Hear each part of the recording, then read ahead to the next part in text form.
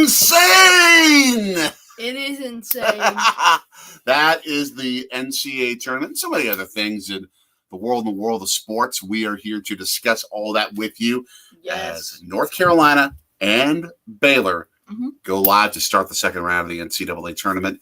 You are Anthony. I am Daddy.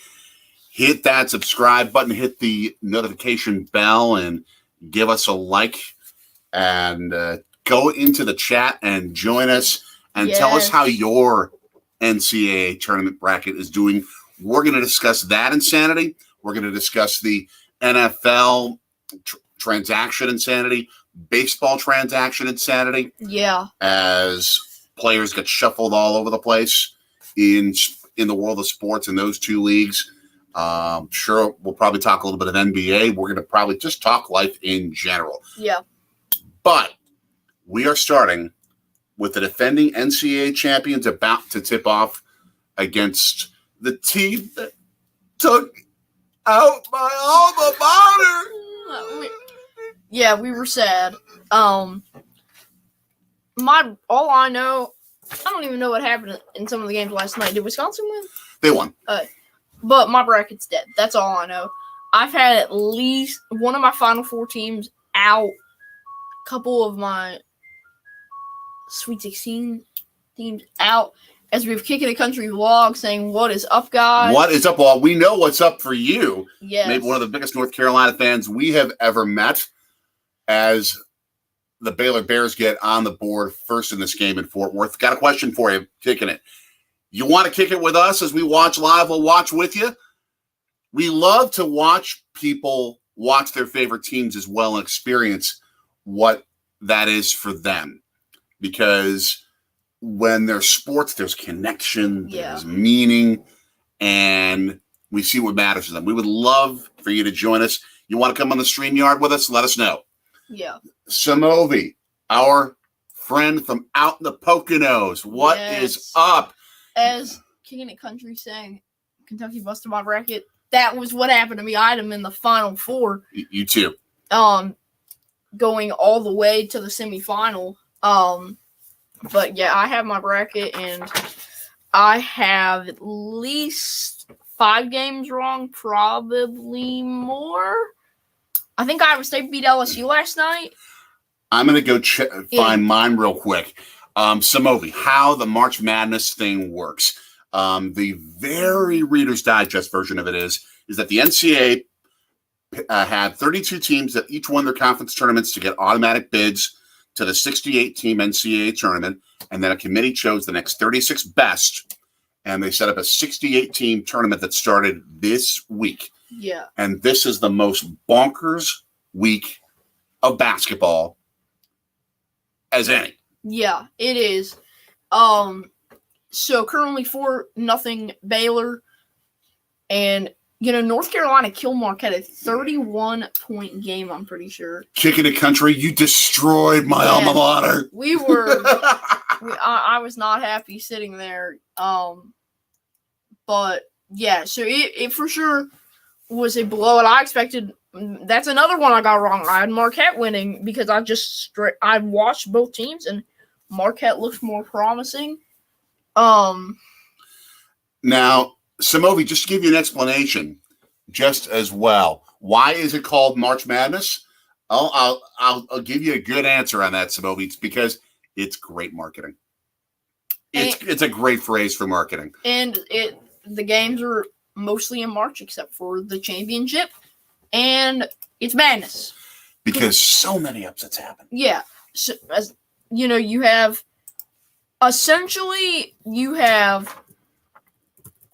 68 teams, as he mentioned. You have, and it's 116, 8, 9, whatever. And you just keep putting it so 116, 215, and you just keep making them closer and closer and closer. We've seen a 15 beat a 2. We've seen 5s go down. We've seen 4. We've seen 6s go down to play-in winners. And what that means is 5s go down, 6s go down. Typically in the first round, the 1 through 8 are expected to win. The teams that are ranked 1 through 8 in their region. Yeah, they should win. I picked in total, let's see here. 1, 2. I'll quickly interrupt and say we'll get your second half then, Kick It a Country. Love to have you on. 6 upsets. 7 upsets first round. There are even, I think, 10, 11, 12. Who seems to be the most promising? Well, just based on the regular season, I'm feeling Tennessee. Did they win their game? I think so. Yeah, they won the first round game. They blew definitely. them out. And, then also looking at Gonzaga. Mm-hmm. But they barely beat Georgia State. That was a close one. So now I'm trying to see how my bracket's doing. North Carolina, by the way, 8-6. They have gone on a very fast run after an early Baylor start to this game. did you pick UNC? I did not pick UNC for this. Okay. I picked Baylor to win this one. No, I mean, did you pick UNC over Marquette? I did. I did. Okay. I had a sense Marquette, after losing 5 of their last 8 games, going up against a team that had just gone into Duke and beat them, that they were going to give Marquette all that they wanted to handle them more. Too many matchup problems, and that's what showed up. I didn't see it happening, but UNC 8-4 now. They're making that comeback, an 8-0 run. Man, this is interesting. So right now, in my pool, which is free, I'm not doing any gambling here. I am in a tie for 4th place with my best man and a bunch of his other friends. We always do this every year. My champion is still alive, Gonzaga. That's my champ as well. I would have to look at mine and my group, but just talking to some people who were in one of the groups I'm in, it was not looking good. Not for a lot of us, considering that there was a lot of picking UConn, there's a lot of picking Iowa, there was a lot of picking Kentucky, obviously. Loyola Chicago I picked. Those were some losses. So Creighton won. I'm just trying to. So Virginia Tech, okay, and then Davidson. Did Davidson win? No. I thought I just saw that it had Davidson. Okay. You are paying much more attention right now, Kick It Country. We will keep an eye out on this game, but you'll be able to really identify more about what Carolina can do against a Baylor team that, they're the defending national champion, but we've seen some games where they were very vulnerable. Yeah, they were vulnerable, especially in that Big 12 tournament. I think Kansas won the Big 12 tournament. I don't think Baylor did. And we saw our West Virginia Mountaineers, one of your favorite college football teams, if not your favorite. Would you say they're your number one college football team? Tied with Wisconsin. Tied with Wisconsin, of course. Mommy, Anana Mommy's favorite team, West Virginia, of course. Yeah. So that's why we are a West Virginia family as well. How many of you Final Four do you have alive? 3. 3 out of 4? Tennessee, Wisconsin, Gonzaga. We got our brackets are pretty much the same. Yeah, they're pretty similar. We did last weekend just initial thoughts. I went back and changed a lot of my picks. Just looking at what I thought about them. But so did USC win? I'll have to check. But Okay. I picked 22 out of 32 in the first round. I picked 22 wins, so I'm 22-10. Not spectacular, not bad, but all 3 of my Final Four still alive. Yeah. So let me actually go to the real bracket here. Bear with me. And we can compare. Okay, where's the bracket?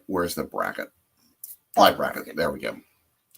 8-6 right now. Carolina over Baylor as they took a couple of Baylor points off the board, it looked like, or that was some sort of screw up with the scoring. 8-4, Baycott at the line. That's our TV. Our TV is turning into a bunch of boxes with orange covering it, and it appears that he missed the free throw. Yeah. We just got a new antenna set up for our TV so that we can get CBS, because we use Sling and you do not get CBS channels with Sling. So I got So Gonzaga, Memphis, I got that matchup right. Mm-hmm. Then, here we go. Yeah, and then New Mexico. I had UConn beating New Mexico State, so I got UConn wrong. Got Arkansas right. I had Bama beating Notre Dame. If you're watching, tell us how your bracket's doing. Go into the comments. Tell us how your bracket's doing. He's Anthony and Daddy. We are Sorgy Stories as we're watching Carolina against Baylor. Carolina surprising early. They're up 12-6 at the 15:06 mark of the first. They have been shooting very well from the outside. Yeah. So I got Bama wrong, and then Michigan State won. I got that right. Yeah. As much as I picked Duke to get to the Elite Eight, I would so love to see Michigan State take them out. And Alabama, another bracket buster for me. I had them to the Elite Eight against Gonzaga, beating Duke. That took a hard toll. That took a toll on my bracket because I had the 1-5-6-2 Gonzaga, UConn, Alabama, Duke. So now UConn is knocked out. Then, 1 second. 1 sec. Our TV is alive and well. It's just going to be a little shaky here and there. But we also have a backup feed if we need on marchmadness.com. So thank you, Samovi. Scott and Michelle. Hey, Houston has to play Illinois tomorrow. We are thinking Illinois, but it could go either way. What did we pick with that? I took Houston in that one. It's on the upper side of the bracket. Okay, there we are. Yeah. Yeah, we both took Houston. Yeah, that region for us, I've got 3 out of 4. Yeah, I had the same matchups. And by the way, Notre Dame beating Alabama, that was a shocker. It was also revenge for all of what Alabama has done to Notre Dame in college football in the last couple decades or so. Yeah. Because Alabama's taking over for Notre Dame as the greatest program in the history of college football. Yeah, they have. Then do we have San Francisco beat Murray State? Did I get that one wrong too? Let me check. That was a game of mid-majors, a surprising. So Murray State won. I got that wrong. Okay. So that's a whole matchup I got wrong. That half of the East bracket is almost destroyed for me. And I'm okay with that. Oh, Texas won? Yep, Texas won. The only team I got right in the bottom half of the East bracket was Purdue. Same. So now St. Mary's UCLA got that right. Mm-hmm. And Baylor got that right. Texas Tech got right. Arkansas got right. Purdue got right. Kick of the country, you and I must have the same bracket because I got 22 correct. You've got 3 of your final 4. Yeah. I've got 3 of my final 4. Out of 32 games, I got, let's see, 3, 4, 5, 6, 7, 8, 9, 10. Oh, I got 10 right on one side of the bracket. Okay. And then Arizona won. Yeah. So 11. Seton Hall won. Right. No, TCU won. So that's an X. So 16-10 North Carolina, by the way. So 10, 11 Houston, Illinois.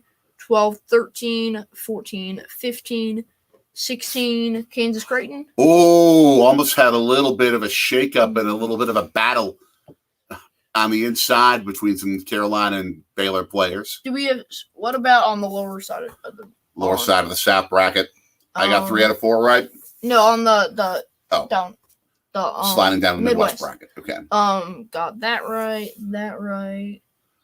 I applaud Carolina, by the way. Their ball movement. Oh, Iowa State did win, so I got that wrong. Has been pretty strong so far. Can you scroll down to the last 2? Oh, okay. I picked USC, so got them wrong. Auburn right. So let me count this up. 1, 2, 3, 4, 5, 6, 7, 8, 9, 10, 11, 12, 13, 14, 15, 16, 17, 18, 19, 21. You got 21. I got 22. Because our only difference was that USC-Miami game. Yeah. When it came to the wins. That was... So, right, and And right now we have the officials talking at center court. They're each deciding right now what they want to order when they go after the game to Billy Bob's, which is one of the great bars, one of the great country bars of the world. We actually did a preview of that for some of our game plan videos when we previewed all the cities we're planning to travel to for baseball, because we're going to go see the Milwaukee Brewers play the Texas Rangers at some point. So I'm going to find that for you here. So looking at this, I had, Dave and Kathy! Hello. Hey! Right now we're just looking at our brackets and watching UNC beat Baylor. It's currently 16-10, and the ball just disappeared midway through the free throw. He made it. Okay. That was weird. But looking at this, I have 1, 2, 3, 4, 5. I have 5 Final Four.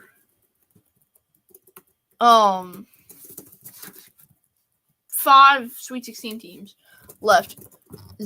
Zags, Auburn, Nova, and the Tar Heels. So I have Gonzaga. I have Kentucky. Got them wrong. And then I have Wisconsin beating Auburn, beating Kansas, and Tennessee beating Arizona.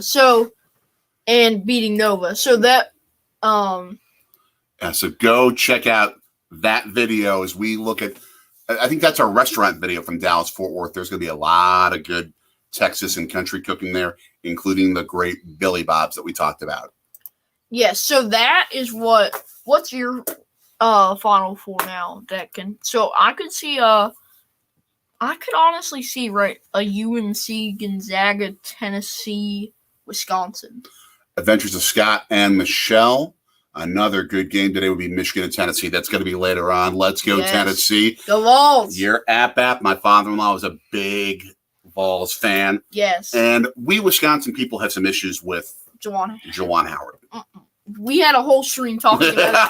It's supposed to be a Marquette stream, turned into a Juwan Howard incident stream, and our opinions on that.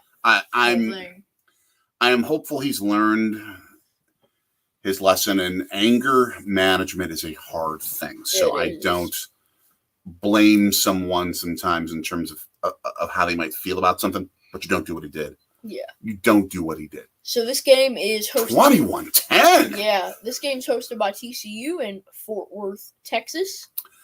We're talking a lot of different things while we're catching this game with you here. So it's not just a basketball, just straight watching the game. Oh my gosh. Carolina, that was a definite charge. There.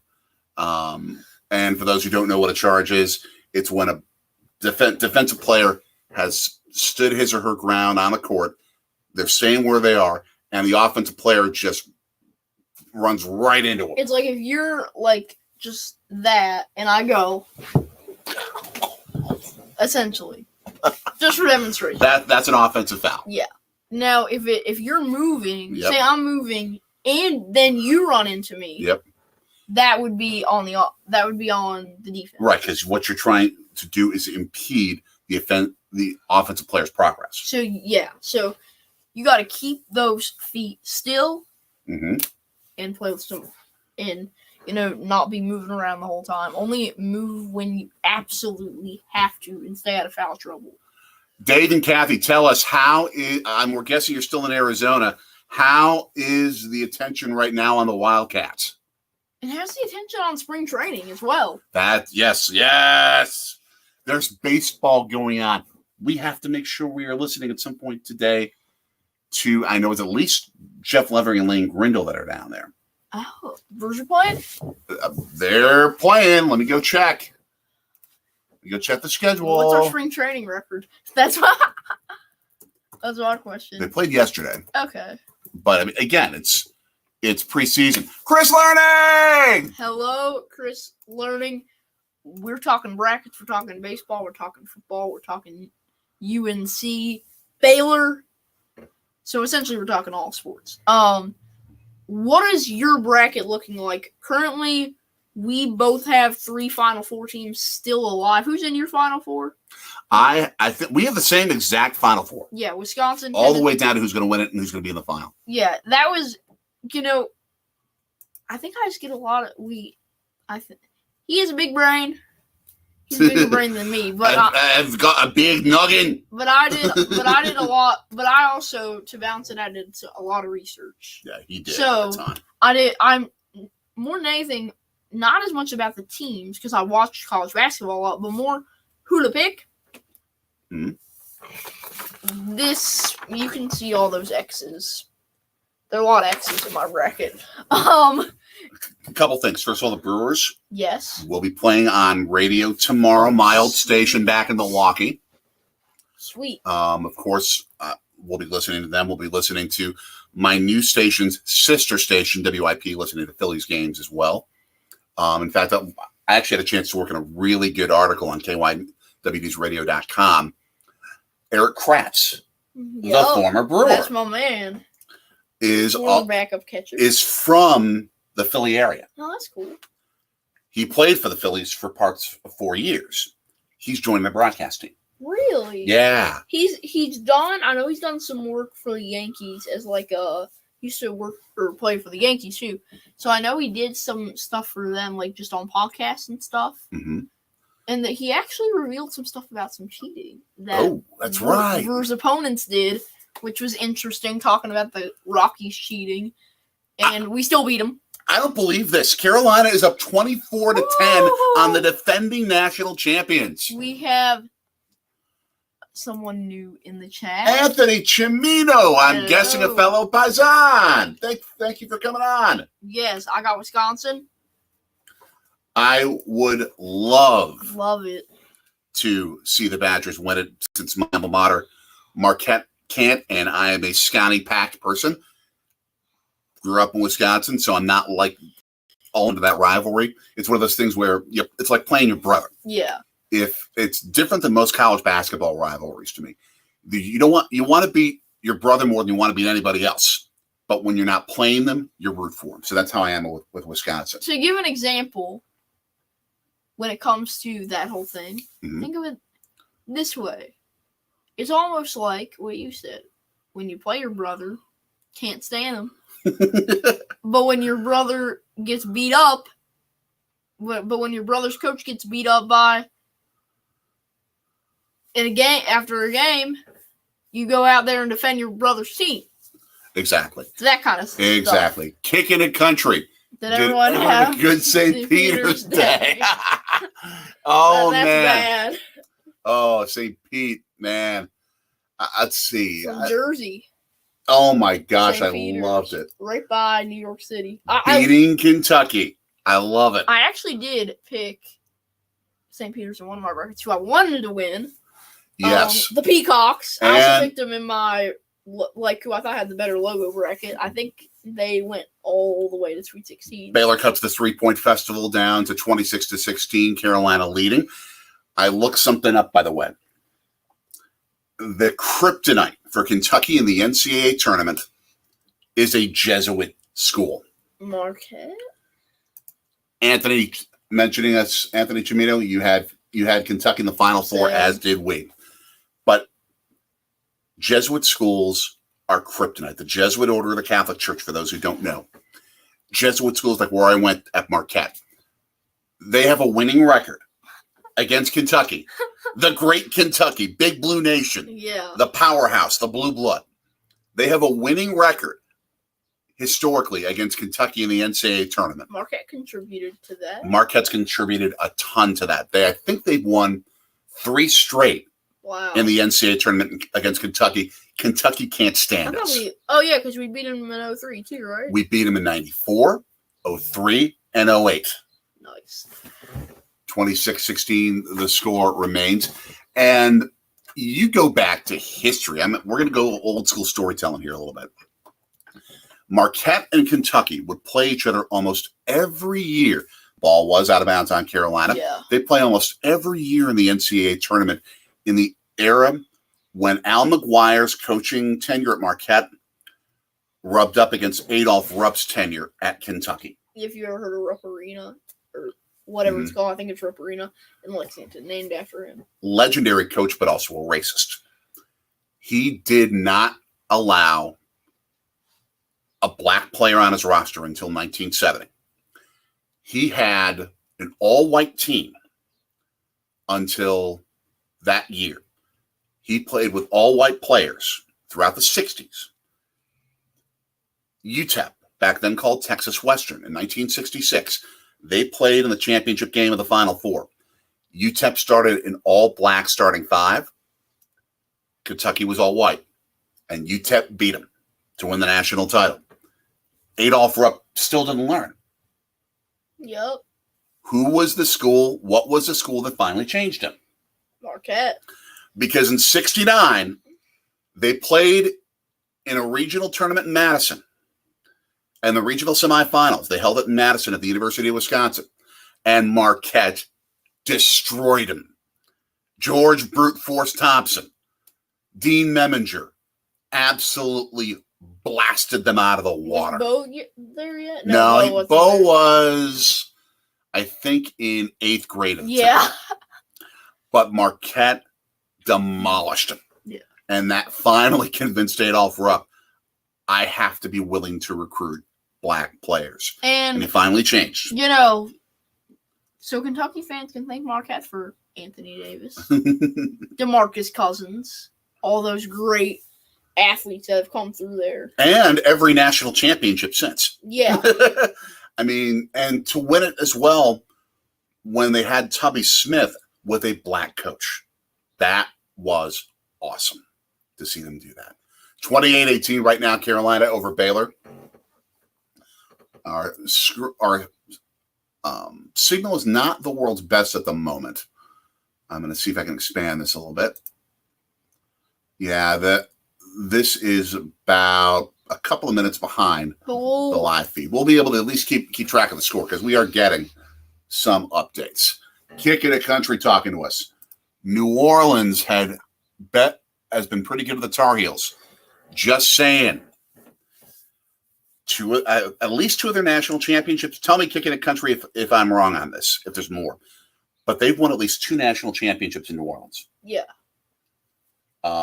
Take a guess who was on the roster in the first one.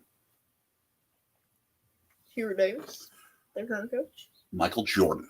Ah, that was the year Carolina beat Georgetown with a last-second Michael Jordan shot. And then in 1993, they played Michigan in the final. And who both committed a travel that wasn't called on the final possession and called a timeout when Michigan didn't have a timeout to put North Carolina on the line to put the game away. Take a guess. For Michigan? For Michigan. Think about that one with Brian Chris learning. 21 correct in the first round. Same. Just like the kid.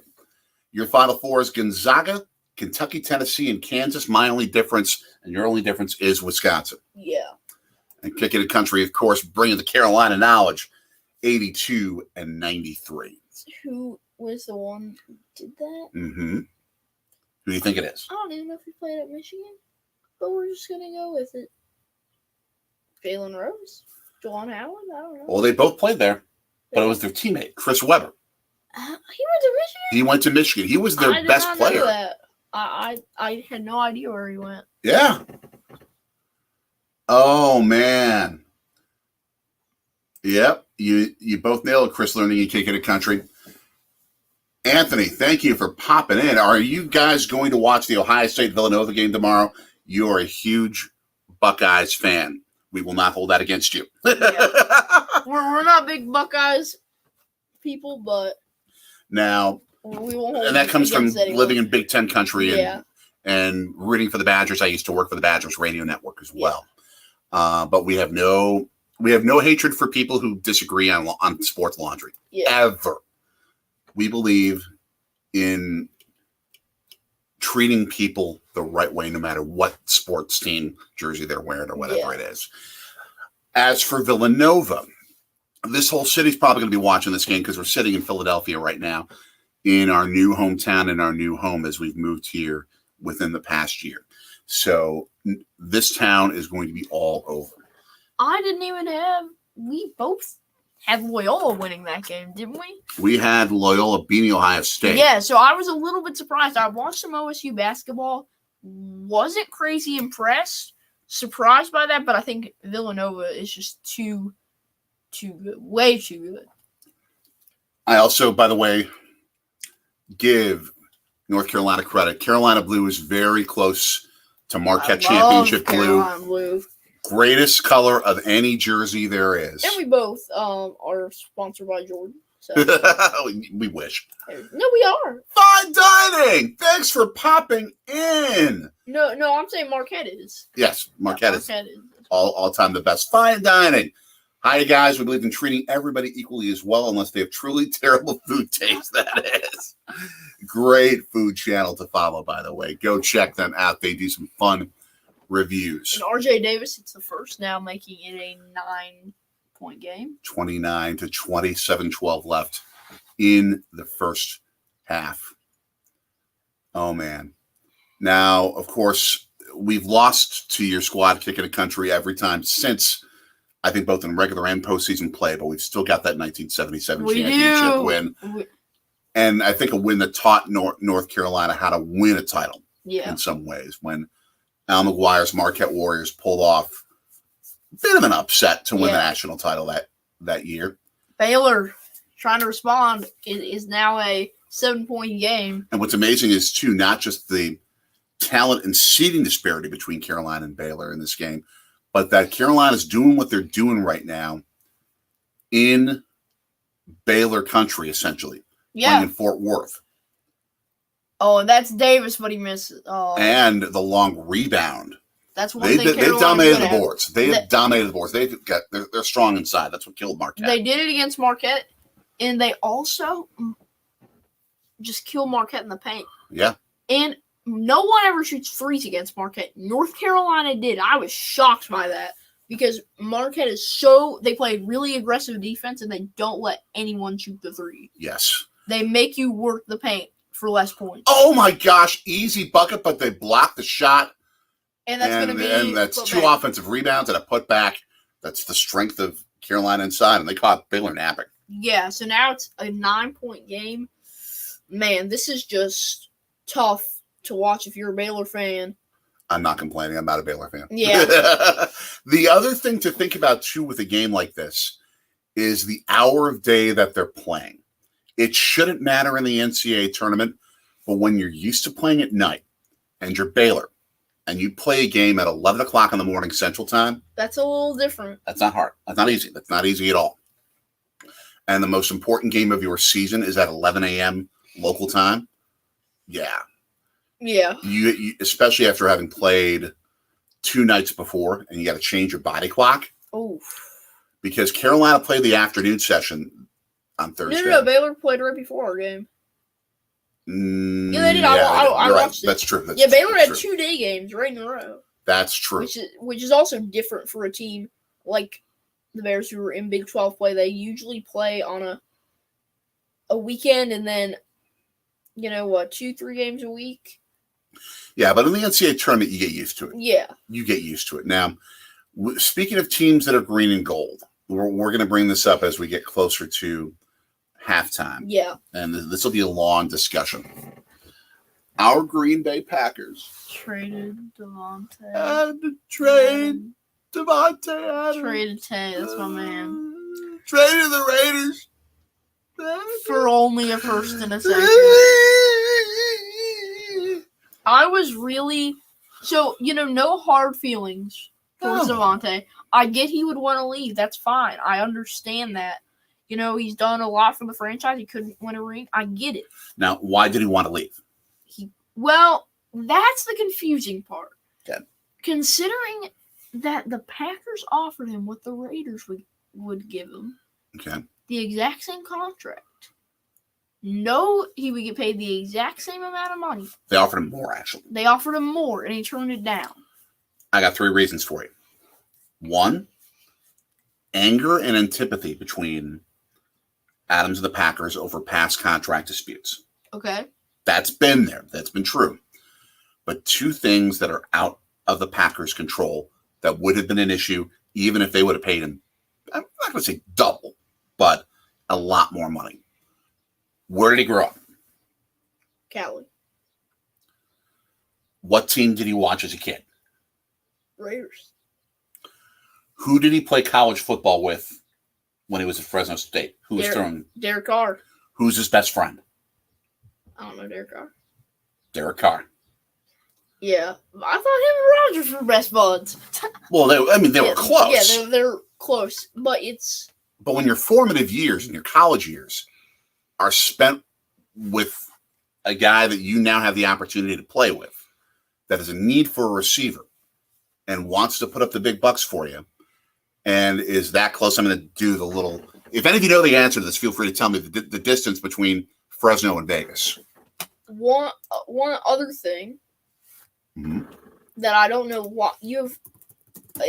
Matt LaFleur is proven to be a really good player, or not player, coach in the NFL. 39 average, 13 wins a season the last 3 seasons in his tenure in Green Bay. It is about 8. It's 8.5 hours from his hometown near San Francisco, but from Fresno, where he went to school. It's about 6 hours. He gets to play close to home. He does. He can, oh my gosh, a Baylor guy sitting and then going. With the guy with the mullet of the year. One of the great, if you ever want to find good, funny video on this on YouTube after you're done watching us. So stay with us during our live, but after the search for this. This is fun. The Minnesota High School Hockey Tournament, which draws crowds as big as the NCAA's.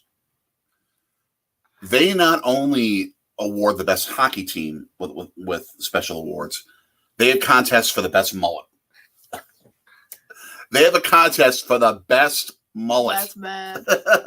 It's so bad. It's awesome. Yeah. Go check it out. But talking about Davante, why couldn't the Packers get something? The hair! Don't touch the hair! More. When I saw the deal, I'm like, okay. Was I sad? Did I yell, no? Yeah. Did I shed a tear? Yeah. But at the same time, what hurt the most, I think, was that the Packers didn't get the return that I feel like they should have. You know, think about it. A first and a second? That's it? You're going to tell me that all we got was a first and a second for the best receiver in football? Everything you're saying makes sense. I think that you should get a Hunter Renfrow or a Darren Waller or a Max Crosby, someone who, you know, is guaranteed to be good, who is still young. Here's your answer. I'm going to take this off of an SB Nation site called MileHighReport.com. That is a Denver Broncos site. They have an article titled "Father Time is Unkind to NFL Wide Receivers." This article came out yesterday, as a matter of fact. So few receivers stay great after the age of 30, which is what Davante Adams' age is. If you want to look at how many receivers, even of the top 20 in the history of the game,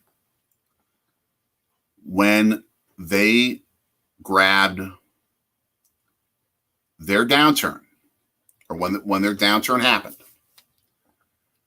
meaning when they fell off after their personal best, if you will, when they really had a dramatic drop-off in their productivity, how many of them stayed great after the age of 34? 1, 2, 3, 4, 5, 6, 7, 8, 9, 10, 11, 12. They even just 12 of the top 20 receivers in the history of the game had their productivity plummet after 34 years old. Yeah. Now, I completely understand. Well, he's still close to his prime or at his prime right now. I get He's playing better than ever. He is. But the fact is that unless you have a body that is going to be able to withstand injury,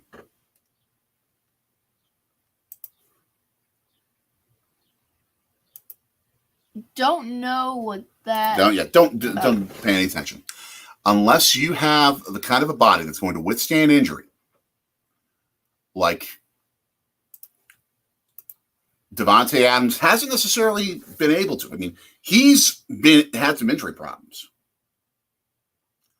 So, yeah, that tells me that he's not going to necessarily stay at that level much longer. Yeah. Now, you can argue the Packers have to win now, and they do. But if you're the Raiders, you are taking a risk, both of injury and of how long is he still going to be good. Carolina winning, by the way, 35-24, 2:35 left. We're keeping an eye on this upset. Big upset if it happens.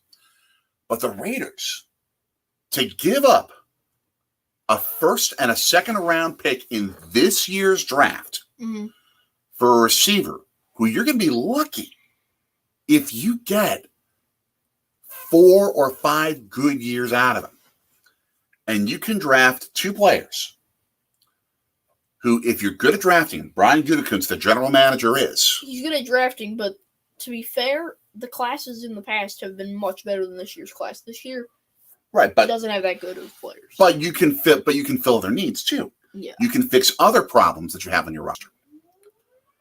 Even if you don't have, I mean, you see, even the fire department's like, yeah, we understand. The fire, and you can then get 20 years of good productivity possibly from those players just that you're going to draft.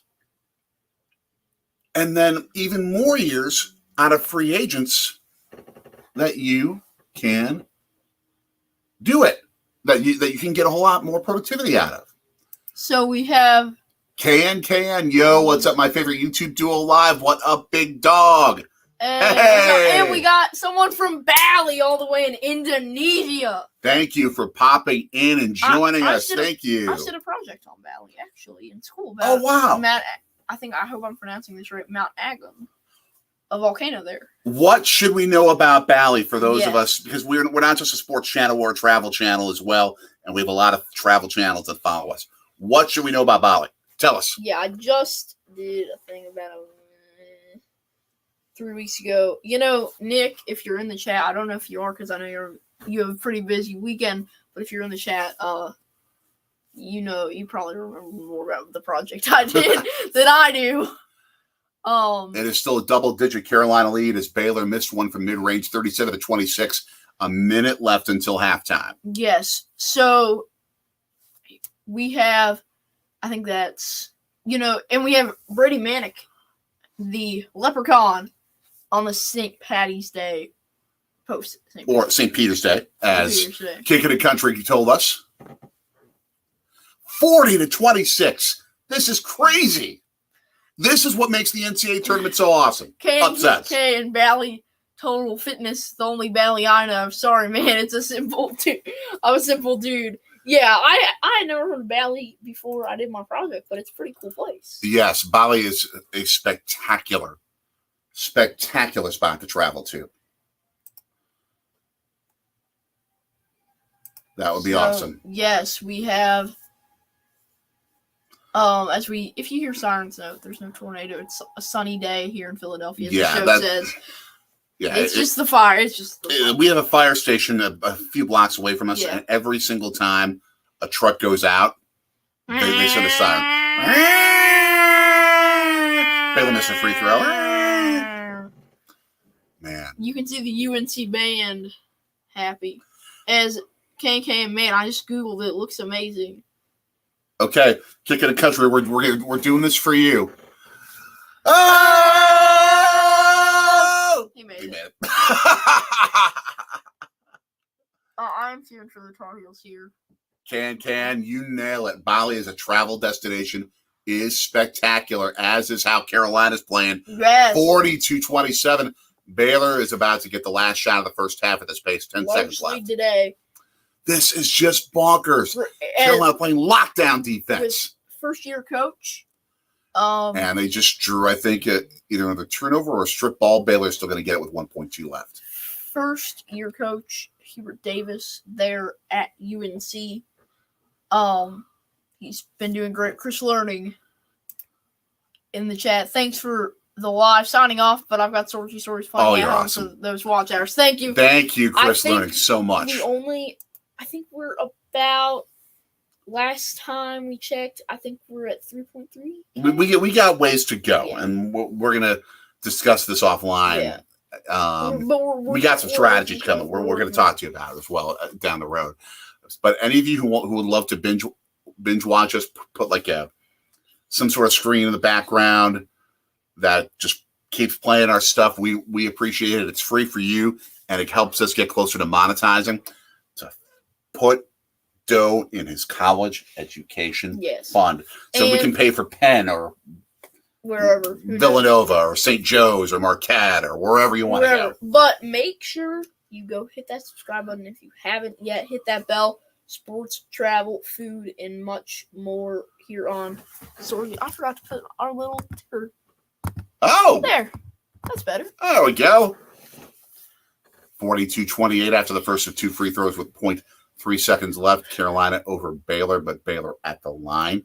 They got work to do. Yeah, we always post videos on Tuesdays, and then we do these sports streams of whatever's happening in the world, as the show is called, the Wild World of Sports.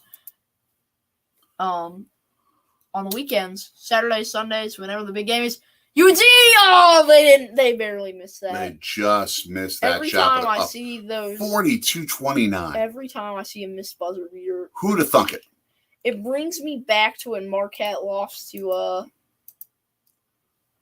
DePaul in the Big East Women's Final, and we barely missed a buzzer beater to win it. And Davis, you are absolutely right about R.J. Davis. 17 points already. And by the way, rebounds to assists. Something to think about, though, in the second half. He played the entire first half. Yeah. He is going to need some bench time to just get some rest for the stretch run. And if that has to happen, it's good for Carolina that it's happening with a 13-point lead. Manic with 9, Baycott with 7, Love with 5, and Styles with 2. And notice, nobody above 6 for the starting lineup for Baylor. Yeah. They are shutting him down. So Baylor, it looks like UNC's about to bust my bracket because I had Baylor going to the Elite Eight. So happy to see it happen. Tar Heels are, at this point, probably going to be my team out of the East. They are holding Baylor to 40%. Oh, and they're going to be from the field, 20% from the 3-point line. Have you ever traveled to Bali? No, we've never been out of the country of America, but we're going to change that. But we're going to change that, and it looks like look up the picture. Have you ever seen pictures of it? Oh my gosh, I'm sure that I have. Yeah, it's just. I'm sure that I have. Now, we were discussing the Green Bay Packers receiver situation. This is a good halftime subject for you to dive into. I'm of an opinion: draft somebody with one of your at least one, maybe even 2 of your 4 picks that you now have, 2 first-rounders, 2 second-rounders. Draft somebody and get someone else who is at least a number 2 receiver. They may not have the luxury of being able to get a number 1 receiver. Yeah. In some sort of a deal because they have $20 million in cap room. Yeah. You're not going to get one of the elite receivers. But you can get someone who can help you. And Alan Lazard is not a horrible number 1 either. So. Oh, that's correct kick of the country. Definitely. You got a long way to go. So this is what. And we'll bring you in for the second half. Let us know when you're good. Yeah. Here is. As we're watching meat on our. Arby's, we have the. Oh my gosh. Oh, speaking of Rubens, we got a little try new things. We're not going to necessarily do it on video, but you're going to have your first corned beef tonight. Oh, sure. I forgot about that. But yes, for the Packers, I haven't even told you about this. I think I found the guy. Okay. The Rams have a stacked receiving core. Okay. They have 5 receivers. Mm-hmm. Cooper Kupp, Allen Robinson. Yeah, they ain't getting those guys. OBJ. They ain't getting him. OBJ will probably sign back. He technically hasn't yet, but he probably will. Bobby Trees, Okay. as I call him, Robert Woods. But there's one Possible, but okay. Van Jefferson. He That could is be a a good move. really good receiver. He's a deep threat. He can score touchdowns. Is he a free agent? No, but we can check for him. No, they're not going to give him up. Because if we give him a second or a third, Who says that they want to do that? I'll give him a third for Van. I'll give him a third and a sixth. Who says the Rams want to do it? Sure. But in free agency, you do have Cole Beasley. I'm going to give you the floor to talk Packers free agency here. While we're at the half. This is the only game, by the way, going on at this moment. You're going to have a lot more night games, but this is the only day game going on at the moment. Yeah. So I'm going to give you the floor to talk Packers free agency. I'll be right back. Okay, so what we're looking at is, as I talked about it, we have we have Robert Woods, as I mentioned. He could be a target. Hollywood Brown from Baltimore could easily be a target for the Packers. You have a guy like maybe a Davante Parker. You have a lot of stuff going on, as we have our friend from Bali, Indonesia, saying, "Thank you, friend, for sharing. I'll say goodbye first. Next time I'll visit again." We are going to be here probably next weekend, right back talking about sports as we do every weekend. Make sure you check out our video on Tuesday. I have no idea what it's going to be, but it's somewhere on the channel. You'll probably be able to figure it out if Daddy's uploaded it. Which he might have. A lot of videos to edit, a lot of stuff to do as it's getting warmer, spring cleaning, all sorts of fun stuff. I'm Anthony. My dad, aka Jay, is about to come back, and we'll probably get on to the second half, and I'll probably take a little break, maybe take a 5-minute nap. Who knows what I'll do? But more Packers free agency talk. There's some good players. We can. We have guys like here's a proposal. I've heard a lot about Quentin Nelson, the Colts offensive lineman, and I've heard maybe being traded. So this is what I would do. I'll give you one of my firsts from this year for Michael Pittman and Quentin Nelson. It feels 2 big needs for the Packers. They get a number 1 receiver who I'd love to have. Great. It seems like he's just. I've watched. He has a YouTube channel. Him and his family do YouTube videos, and seems like a really, really good dude. I'd love to have him on the Packers. And Quentin Nelson, he's Quentin Nelson. Such a good lineman. So that's maybe a deal that the Pack could pull off with the Indianapolis Colts. There are a lot of options. Maybe a Tim Patrick or a Courtland Sutton from Denver. Maybe a DK Metcalf from Seattle. Who knows? what we could see the Packers receiving core looking like next year. Will there be Randall Cobb? Will there be no Randall Cobb? We will see what happens. I gave another proposal. Okay. I've heard a lot about Quentin Nelson from Okay. the Colts, one of the best linemen in the NFL. Mm-hmm. Packers gave up a first for Michael Pittman, who's on the Colts. Really, really good receiver. How old? Rookie deal. And Quentin Nelson. Okay. First for that package, because offensive line is a huge need. And I could see that possibly. As we do have Cordero Patterson signing back to the Atlanta Falcons, they're going to need someone like him. Good. He's out of the NFC North. Yeah. He's back with Atlanta. He was there last year, had a huge season, was with the Bears previously, but he stepped up big. I thought he was going to New England. I'm going to let you take over. I'm going to take a little break. Do your thing. But do your thing. Now you can talk about whatever. And we're all caught up on comments. Awesome. Now, I can tell you that I'm of the belief that draft picks are gold. And you can keep a team competitive for a long time. And that if you're going to give up a first-round draft pick for a player, it had better be big time worth it. So I'm not going to say I have knowledge of who the draft picks are that the Packers should get or that any team should necessarily get. I work in news now completely instead of news and sports, but I still follow it a bit, obviously. But as a general philosophy, if you're going to give up a first-round pick, this had better be major talent that you're going to be getting in return that is going to fuel your team's capability to win a championship for a long, long time. And, oh, by the way, I give Kenny Smith, a Carolina guy, all the credit in the world for wearing Packers colors. I know they're Baylor colors too, but Packers colors wearing the green and gold. Love it.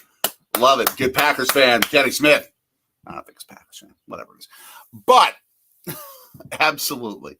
Tell us, by the way, while we're sitting here, what's on your plate today? What are you eating? What is in your cup today? What are you enjoying of a liquid? Tell us as well, what did you do for St. Paddy's Day? Or as our man, who may be joining us during the second half kick of the country, said, St. Peter's Day. What did you do for it? What traditions did you enjoy for it? Adventures of Scott and Michelle. Both the Packers and the Chicago Bears can use some help with special teams. Yes, the Packers absolutely can. They just hired a new special teams coach to help take care of that. The Bears need a bunch of help. Great that you got a new GM now for the Bears. The previous GM couldn't pick well. That's been a problem for the Chicago Bears for about 3 decades. And I know that I went ad nauseum about that with you, so I'm not going to make you endure that as much. But the problem with the Chicago Bears historically has been ownership. Owners that want things their way, a certain way, want to have control on things, that don't let their football operations do what they do best. And I think they live in the 1960s and 1970s, 1980s about what wins championships, because their relative was George Halas, who founded the NFL and had a certain way of winning. And the NFL has moved into the space age. The NFL has moved into the digital age. You got to go along with it. You've got to change if you want to win. One of the most fun things to listen to on any radio is a Chicago Bears postgame show. Oh, they're the best. When the Bears lose. They're the best, especially after a blowout loss. I love listening to those. Nothing better. I mean, it feels like you're listening to volcanoes erupt.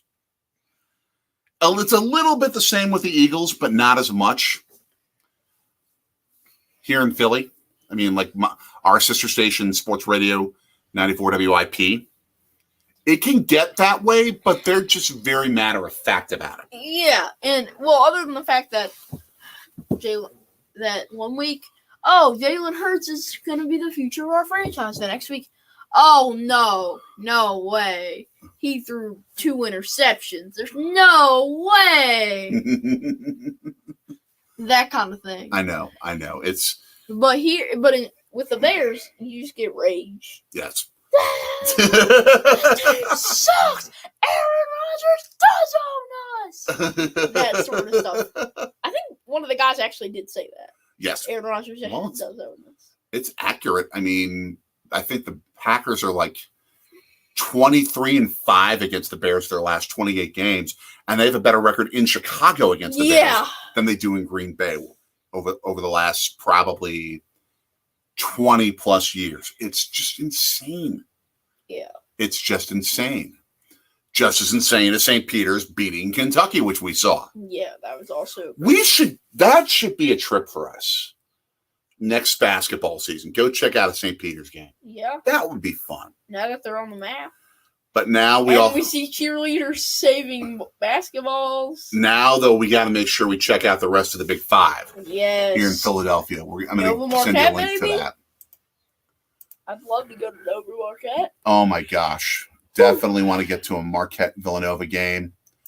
But for those who don't know what the Big Five is, it is this amazing tradition of 5 Philadelphia college basketball programs who every year play each other in a round robin. Uh-huh. They'll play each other once. Now you're using curling terms. No, that's pretty standard. No, I know. That's pretty standard. I'm going to send a link in of our video at the Palestra. Yeah, we've gone to 2 of the Big 5. We went to the Palestra. Penn. Saw Penn Harvard. And then we also had St. Joe's Dating with the Toro, great YouTube travel channel. But our experience at the Palestra. Oh, that was amazing. That arena is arguably the most historic basketball arena in the world. It has had more college games, more of a combination of college and pro games than any other arena on the planet. You know, where do the Lakers play when they have Magic? The Forum in LA. So then you're talking about that with like the Forum. You're talking about MSG. It even tops MSG in terms of the number of games played. Number of games, yeah. I mean, the MSG's MSG. We're hoping to get there sometime. Soon. There have been presidential rallies. Like, they've had everything from sport. They've had basketball games, presidential rallies, ceremonies, whatever. Yeah, but really, it's that 5 different college basketball programs in one city called that arena their home arena. Yeah. They would play double headers. They would. Every weekend. A Friday night doubleheader, a Saturday night doubleheader. And the arena is so close. The seats are so close. It is. How loud was it? We had maybe 3,000 people there. It was loud. In an 8,000-seat arena, you used to see 10. Oh, my gosh. Maybe the best atmosphere I've ever experienced for a college basketball setting. I mean, Fiserv Forum. We've done videos on that, and you can't beat Fiserv Forum. Best arena on the planet in terms of all the amenities. And when it comes to just the energy in that building, I think Fiserv beats it, especially when you're sitting in that student section like we were. It gives you that. But the Palestra is just more historic. It's better in a different way. As, again, we have UNC beating Baylor 42-29 at the half. Currently, we see... I like Kenny, the Jet Smith's jacket. I was just commenting on that. Wearing Packers colors. Yeah. Actually wearing Baylor colors. Which That's is the kind of thing. interesting. Because he went to North Carolina. Yeah. Maybe that was some sort of dare or something. I like Greg Gumbel with all sorts of blues and pink and... That's the weird fabric he's wearing for that jacket. Especially when it's in these warmer months now. Yeah. They are in the Atlanta studios. Are they in Atlanta or are they in New York? They're in New York. Yeah, they're the Atlanta studios. Okay. At least that's what they said they were yesterday, and it was. And Kenny the Jet Smith and Greg Gumbel were there, so nice. But my other favorite college basketball arena experience was back when I was a kid when Marquette used to play at the old Mecca Arena. Oh. It felt like the Palestra, but bigger. Yeah. But that kind of noise, when we get 11,000 people in there for Marquette games or Bucks games, Man. The noise was just off the charts. What is the loudest place where you've ever attended an event, game, concert, what have you? What's the loudest place you've ever been? Yeah. For any event like that? You know, the loudest place I've ever been, we did a video on, and that had to have been Packers Ravens. Just the pure amount of sound in that place. That's true. And just that experience, it was just crazy. Oh my gosh. What? A friend of mine from who I went to Marquette with just notified me, reminded me that the son of Butch Lee, who's with the 1977 Marquette Warriors, or is it son or grandson? Oh, you know what? Or is this just... No, I don't think it's literal. Because Butch Lee would be too old, probably be a dad of this kid. Maybe it's a relative, who knows? Look it up. See? I'll look it up.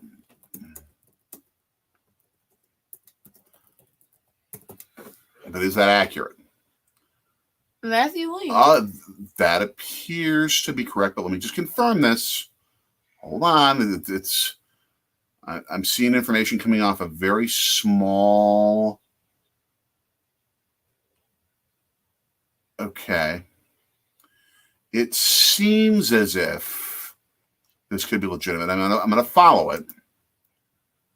But check Matthew Lee's the bio on St. Peter's, because that's all they had it. Okay, we'll look.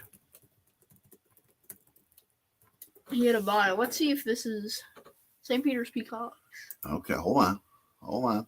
The Peacocks. Excellent name.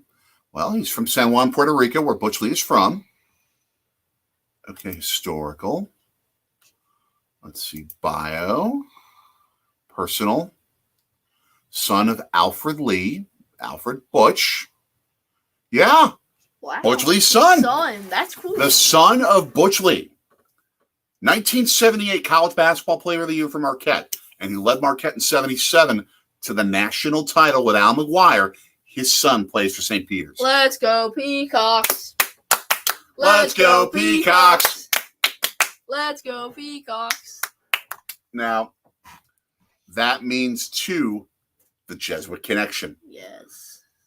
Again, beating Kentucky. Yes. Whenever Kentucky sees a Jesuit school, they run. Yeah, they do. Habemus Ludum.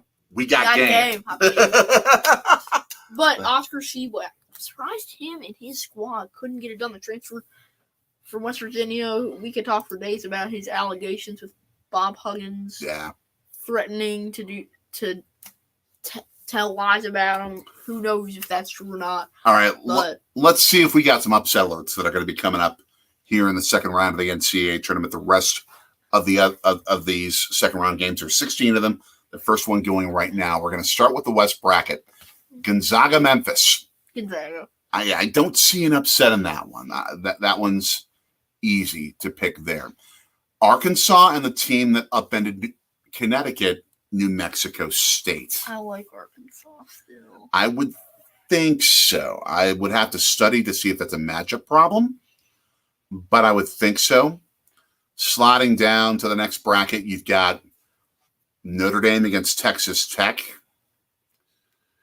They took out a very talented and strong Bama team. That's doable. I think Tech, but still. Yeah. Loudest concert, Freedom Hall in Johnson City, Tennessee. Not to be confused, Kick It a Country with Freedom Hall in Louisville, I assume, correct? And the loudest basketball game, Carmichael, which I believe was the arena at Carolina previous to the Dean Dome, the Smith Center. So I believe that would be correct there. Getting back to the brackets. And then Michigan State, Duke. Oh, I want to pick Michigan State. I can't stand them either, but I want to pick Michigan State. Duke. I can't. Hold on. I can't. No. I'm going Notre Dame or Texas Tech. I'm not going chalk to the Sweet 16. Okay. Gotta pick an upset. No, you don't. I pick who you think is going to win. I will not go. I will never go chalk. No. I never go chalk. So I think it's possible for Notre Dame. Yeah, I'll go Notre Dame. It's possible, I think. Okay, so you've got Notre Dame, Duke in the next round. Yeah, I don't have that much confidence. You have an all ACC Sweet 16 matchup. All right, other side. Oh, I like that idea too. Let's see. Arizona, Seton Hall. Arizona, TCU. I'm sorry. Arizona, TCU. I don't see TCU pulling out that one. Houston's taking that. We've got Houston. Well, let's mention who it is first. Houston, Illinois. Yeah. It's Houston. Next one down, Tennessee, Michigan. Falls. Michigan has the talent when on a very, very, very good day. They got a shot. Not going to happen. Yeah. And then Nova, Ohio State. Nova. Again, Ohio State's one of those teams where on the right day they've got a chance.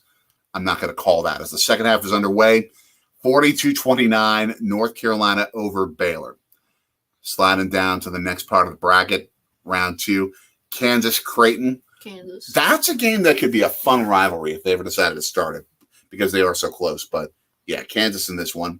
Oh, actually, I retract what I say because I actually did pick chalk in the Midwest, but I didn't mean to do that. I told you. I didn't mean to do that. Then you've got Providence against Richmond in the other half of that part of the Midwest. Yeah, I got to go for Providence in that one. Iowa State, Wisconsin. Wisconsin, my bad. Especially in Milwaukee, and I think they got woken up a little bit with that tough game against Colgate last night. Oh, wow. It was not easy. They survived. And then you got Miami, Florida against Auburn. Ooh, Auburn at this point. Pearl. All right. Kicking it country saying, yep, before the Dean Dome, the Heels played their NIT games in 2010 at Carmichael Arena, their old arena, which I believe they still use for women's basketball at UNC. Kicking it country, would you be good for joining us now for the second half? Let us know. Let us know. So, let's see this play here. Our TV freezes and the basketball split into 2, and yeah, that tie up. We're heading to a commercial break with a 42-29 win. Again, for those of you out there, tell us how your St. Patrick's Day went. What you did special. What fun stuff you did. It's St. Peter's Day. This year, at least, as Kicking the Country said. And our friend Samovi, who was in the chat at the very beginning of this. You know what? Can you handle things for a little bit? Yeah, I can handle it. I got to grab this. So, yeah, we're on commercial break. And, hello to the 5 of you in the chat. I'm Anthony. That was Daddy. He had to do something. So, yeah. We're here on commercial break. Who do you all have winning it? We both have the Zags, the Bulldogs, whatever you want to call them, of Gonzaga, taking it all this year over Tennessee. We both have that, and we both had Kentucky and Wisconsin in the Final Four. Wisconsin's still in it. Kentucky knocked out by the Peacocks of St. Peter's from Jersey City, not far from Sorgy Story Studios in Philadelphia. So, yeah. So I went 21 for 30 out of 32. Well, the Sweet 16 coming up, and then the Elite 8. UNC, if they win, they come right here to Philadelphia. Very, very interesting. It's tax season. We're taking care of a little tax thing here. I'll be right back. Yeah, it's tax season. Gotta take care of taxes. Pretty important stuff. But interesting Final Four matchup. The 3 seeds. Tennessee, Wisconsin. That's interesting. Very, very interesting having that 3-3, at least of what I predicted and what Daddy predicted going down April 2nd. So, yeah. We see 1957, UNC beat Kansas. 1982, UNC beat Georgetown. 1993, took down Michigan. 2005, took down the Illini. 2009, beat Michigan State. 2017, beat Gonzaga. And now they're trying to do it again. Here we go. Back. Still 19 minutes left in this thing. As our TV is being sorta, kinda glitchy, so that's interesting. But I missed what happened. I see Hubert Davis sat down, mad, I think. Good coach though, first year coach. So yeah, no scoring so far through, as Daddy's back, through about a minute and a half. Yeah, we have to pay about $75,000 more in taxes than we anticipated. No. Oh. 42-31, Carolina over Baylor. 18:33 left. Well, thank you. Yeah. I am in need of medicine. Go take care of biz. Go take care of biz. Oh man, kicking a country, pulling what I pulled last night. I was editing until about 3:30 in the morning, and that you have not even gotten out of bed. I do not blame you. You get rest. And if your Carolina Tar Heels are in this and we're doing that particular game, we'll see what matchups show up next weekend when we do a live. But if Carolina's that matchup, we'd love to have you. In fact, if it's Carolina, they're playing here. They're going to be playing 15 minutes away from us in Philly. Yeah. I mean, we're at least 15 minutes, the arena 15 minutes away from us here in Philly. So as the frozen on screen again, more frozen than a Rita's frozen water ice. Huh. It's not water ice, it's water ice. What ice? Water. Hubert Davis mad, yelling at somebody. Do you miss coaches wearing suits and ties and sport coats and ties instead of this casual look that you're seeing both Hubert Davis and Scott Drew have, and so many other coaches now have been using? Shocker smart. Even Coach K. Yeah, they're all going with this casual look. I love the idea of a suit and tie. It's just class. I do like, though, the fact how, I have seen some color coordination with the coaching staffs. So it kind of makes them look more like one team. I could see that. They all have, whatever jersey. And this is all the fault of the pandemic, by the way. Yeah. Oh, man. What do you mean it's the fault of the pandemic? Because all these coaches were wearing suits and ties before the pandemic. They were casual during the pandemic seasons. Kick and Country got home at 8 this morning, set an alarm to get up to watch this one. Don't blame you. Yeah, we get you. And as someone who works second shift in the radio news world, I understand.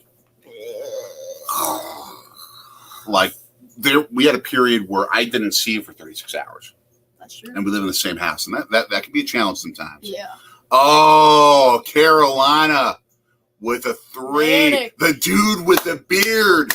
Big beard dude. 47-32 Carolina. Brady Manic. I think that's right. The leprechaun. I always give extra love to guys with big beards and guys with afros. They should get like extra points on the scoreboard whenever they hit from the outside. What about Mullet Man? Mullet Man? Yeah, I guess. I like the look. Okay. It's interesting. Quick poll. Big beard, mullet, or afro? Make the little poll in the chat thing. Let's If see. you can, on the normal YouTube page. Let's see. Kicking a country saying yes, I need to go back to suit and tie. Davidson coach still wearing a suit. Okay. So if you go to the normal YouTube. Go to the normal tube of tube. Kicking a country saying mullets. And all right, let's go to the tube here. Okay. We're gonna create this poll here while we're sitting here. And learning as we go. Yeah. Chris Learning, you taught us that. You see the little poll thing? Yep. And now you should be able to, instead of yes and no, you should be able to customize that. Let's see. I don't know if okay, we can do a third option. Yeah. Okay. We're gonna go alphabetical order. Afro, Mega Beard, and mullet. Oh, and you might want to put the question in. Let's see how this works. All right. Tell us what you think. We now have a poll in there. Should be if you scroll to the top. It should be there. Nope, not there. Oh, well, it should come. It'll take time, but we'll get there. There. Oh, there you are. Give us your thoughts of the poll. Best basketball hairstyle: afro, mega beard, or mullet? Yes. I'm voting afro, but I technically can't vote because I'm the starter of the poll. Yeah. 48-35. Carolina, double digits over the defending national champions in the one game everyone's watching right now. My gosh, this is why the NCAA tournament's so cool. To me, it is the second best postseason in American sports behind the NFL playoffs. This might be better than the NFL. It's so fun because there's always a game. There's no gaps in between games, at least during the first round. Well, I mean, you've got maybe like a half hour between gaps. Well, but between games in the NFL. Yeah. But the fact that I can literally flip between games and there's no gaps in between them, no anything. You can always flip a game on. Here's why I disagree, though I love the NCAA tournament. It's because people pay attention to the NCAA tournament so much more now in this round, the first and second, while we're all looking at our brackets, see how we're doing, than they do the Final Four. Yeah. Because once your bracket's done, you don't care as much. If your team is out, you don't care as much. The NFL's prime events that the entire country watches, that more people, that gets double the audience of the second biggest television audience of every year, is their championship game, the Super Bowl. That becomes the climax. This is the climax for all of us right now, this weekend. It's great. It's fun. It's a blast. But to be fair, in the first round of the NFL game, you don't see that many upsets. The 2-7, the 2 almost. We haven't seen a 7 win that 2-7. Yeah.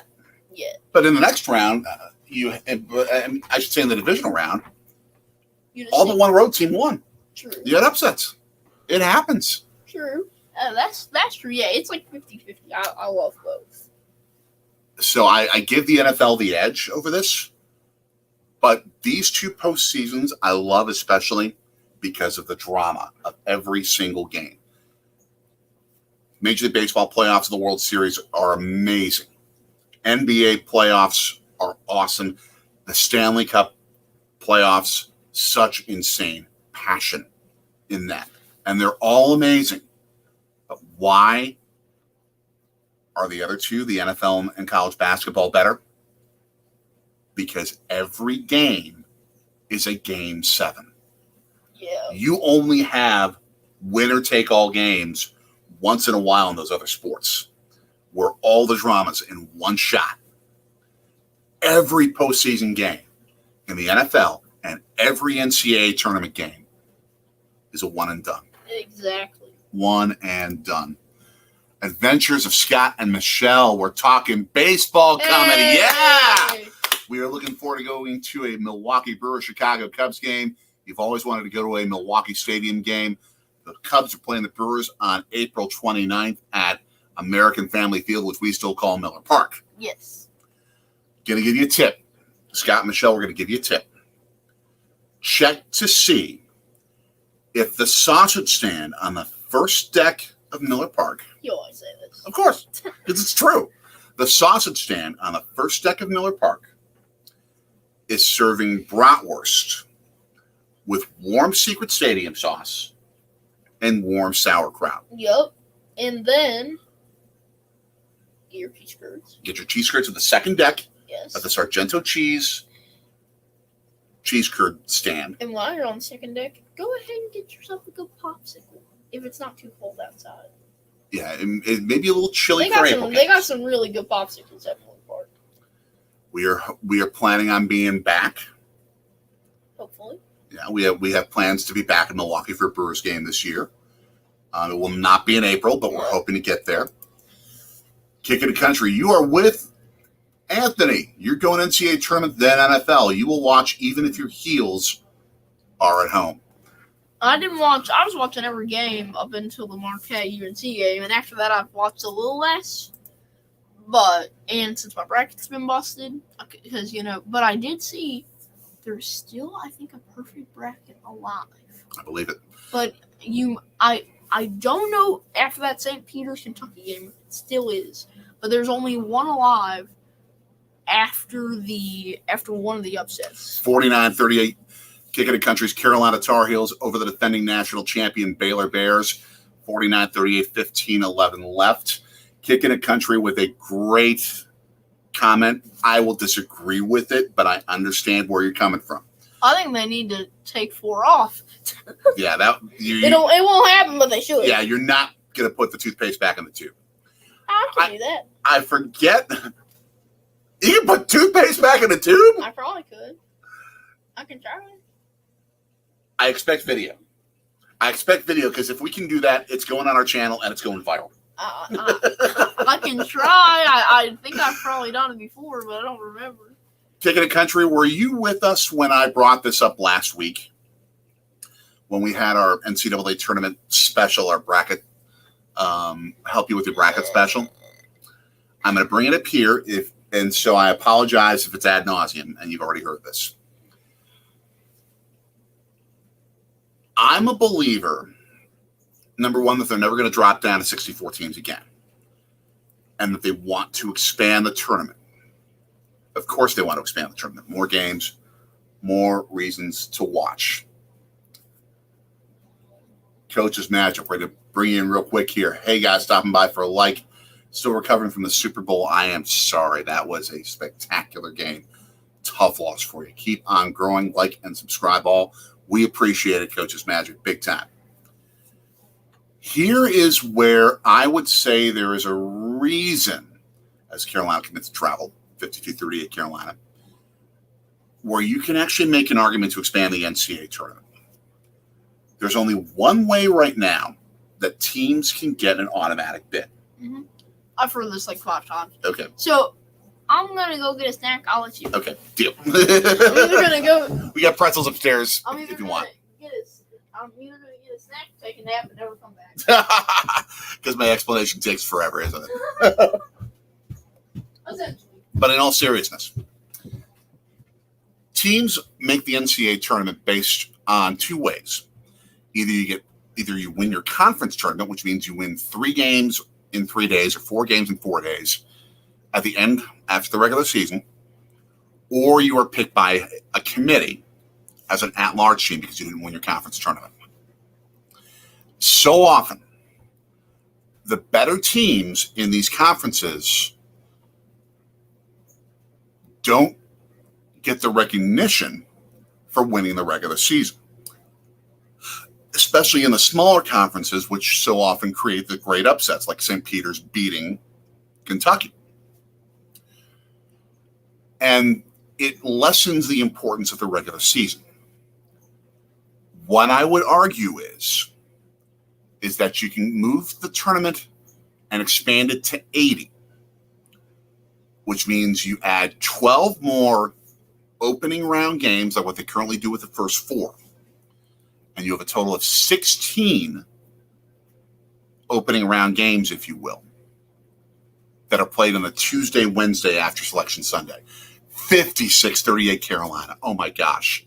This is just bonkers. Love it. Love it. You add 12 teams and add 12 more opening round games. You don't have to lengthen the tournament at all in terms of the calendar. You just create a new game for 12 more teams to expand the tournament to 80. But you also add an automatic bid for the regular season champion of your conference. That dramatically increases the importance of the regular season because it means you can earn your way in for what you've done all year in your conference, not just for 3 days or 4 days. Don't take out the conference tournament champion bid, though, and here's why. Because you'll have had 32 teams lock in their bid before conference tournament time. The teams that win both the conference tournament and the regular season guarantee themselves a first-round bye or an opening round bye.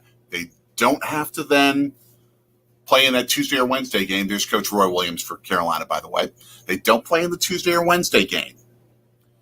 They're automatically at least a top 12 seed, even if they're a mid-major team. And they're guaranteed the best seeding of any team in their conference. What that then means is you have a flexible number of teams on the bubble. Because if all 32 teams that won the conference in regular season win their conference tournament, you're going to have 48 at-large teams. If 32 teams other than the conference regular season champions win the conference tournament, you're going to have 64 teams that have earned an automatic bid, and you only have 16 at-large teams. The bubble becomes extremely flexible during conference tournament week. So many teams are going to have to play their tails off, and they have no clue if they're going to be good enough to make the tournament. They have to win their conference tournament to guarantee themselves a spot. So both the regular season champion and the conference tournament champions get in, and your bubble watch is just insane. It increases the importance of both the regular season and the conference tournaments. It just becomes wild. But teams can earn their way in based on what they do all season long. Coach's magic. Thank you. I love this idea. It's so great for the students. It makes the regular season more important to get a bye as well. You nail it. Thank you. I have been pitching this idea for years. I know the NCAA is not going to listen. But I think that would create so much more interest during the regular season, especially in conference play from December through February, early March, because you earn it in, and it makes the conference tournament even more important. Kick it a country. I only worry about it watering the tournament down. Like the ACC tournament, the kids just don't want to hear me talk about this. The ACC. I'm fine with hearing you talk about it. The ACC tournament started on Tuesday. No one watched unless your team was playing until Thursday when the big boys came out to play. I don't think it would water the tournament down. And I see why you make the argument. I don't think it would water down the NCAA tournament. 61-38 Carolina. Kicking a country, you're going nuts, I bet. I love this for you. That's why they crushed Marquette, my alma mater. They're good. They're amazing. But it doesn't water the NCAA tournament down. Because you're adding teams that have earned their way in that are strong all year long. And it makes the conference tournaments even more important because because you don't know if you're going to be on the bubble or not. You don't know if there's going to be 20 at-large bids or 40. You better win your conference tournament. It makes it crazier. It makes it more fun. Thank you, Kicking the Country. Now, I'd love to hear your thoughts on why they shouldn't go farther than 68. And we can disagree. Good people can disagree. Clink water glasses, clink beverage glasses, whatever you choose to imbibe. Actually, I grabbed my iced coffee glass. Are you done? I'm done. Okay. They like the idea. They do? Good. Yeah, they do. Good. So I might just, that may turn into a separate video that I may just cut up and edit. We'll see. We'll see. So yeah, I just sat there like this. I'm tired. I don't think it's a horrible idea. I just want to. You're just sick of me talking about it. I'm not sick of. Okay, I could listen to it, but I mean, I just want to take a cat nap. And you're the one who slept 9-10 hours. I slept 4. Yeah, but I also have a headache, so that's why I took the medicine. I should be fine. That's okay. And game's almost over. So. Oh, someone put this guy at CEO of NCAA basketball coaches Magic saying, think of it like a separate pre-tournament for the big show. No water. Oh, and Ticket to Country, yes, love it. Baylor is falling apart. They are. Yes. This is what makes the tournament so fun. How about this? Peacocks, Tar Heels, Elite 8 matchup. Oh, my gosh. I'd actually think about going to that game. In Philly. I'd actually consider going to that just for the sake of it. Ticket to Country, assuming Carolina pulls this off, which I've seen enough collapses happen, so I'm not going to guarantee anything, but I think the odds are really, really good they're going to pull this off. Any chance you're coming up to Philly, let us know, because they're playing here. 2 games, if they can make it in the Elite 8. And if you need travel tips, you need anything like that, let me know.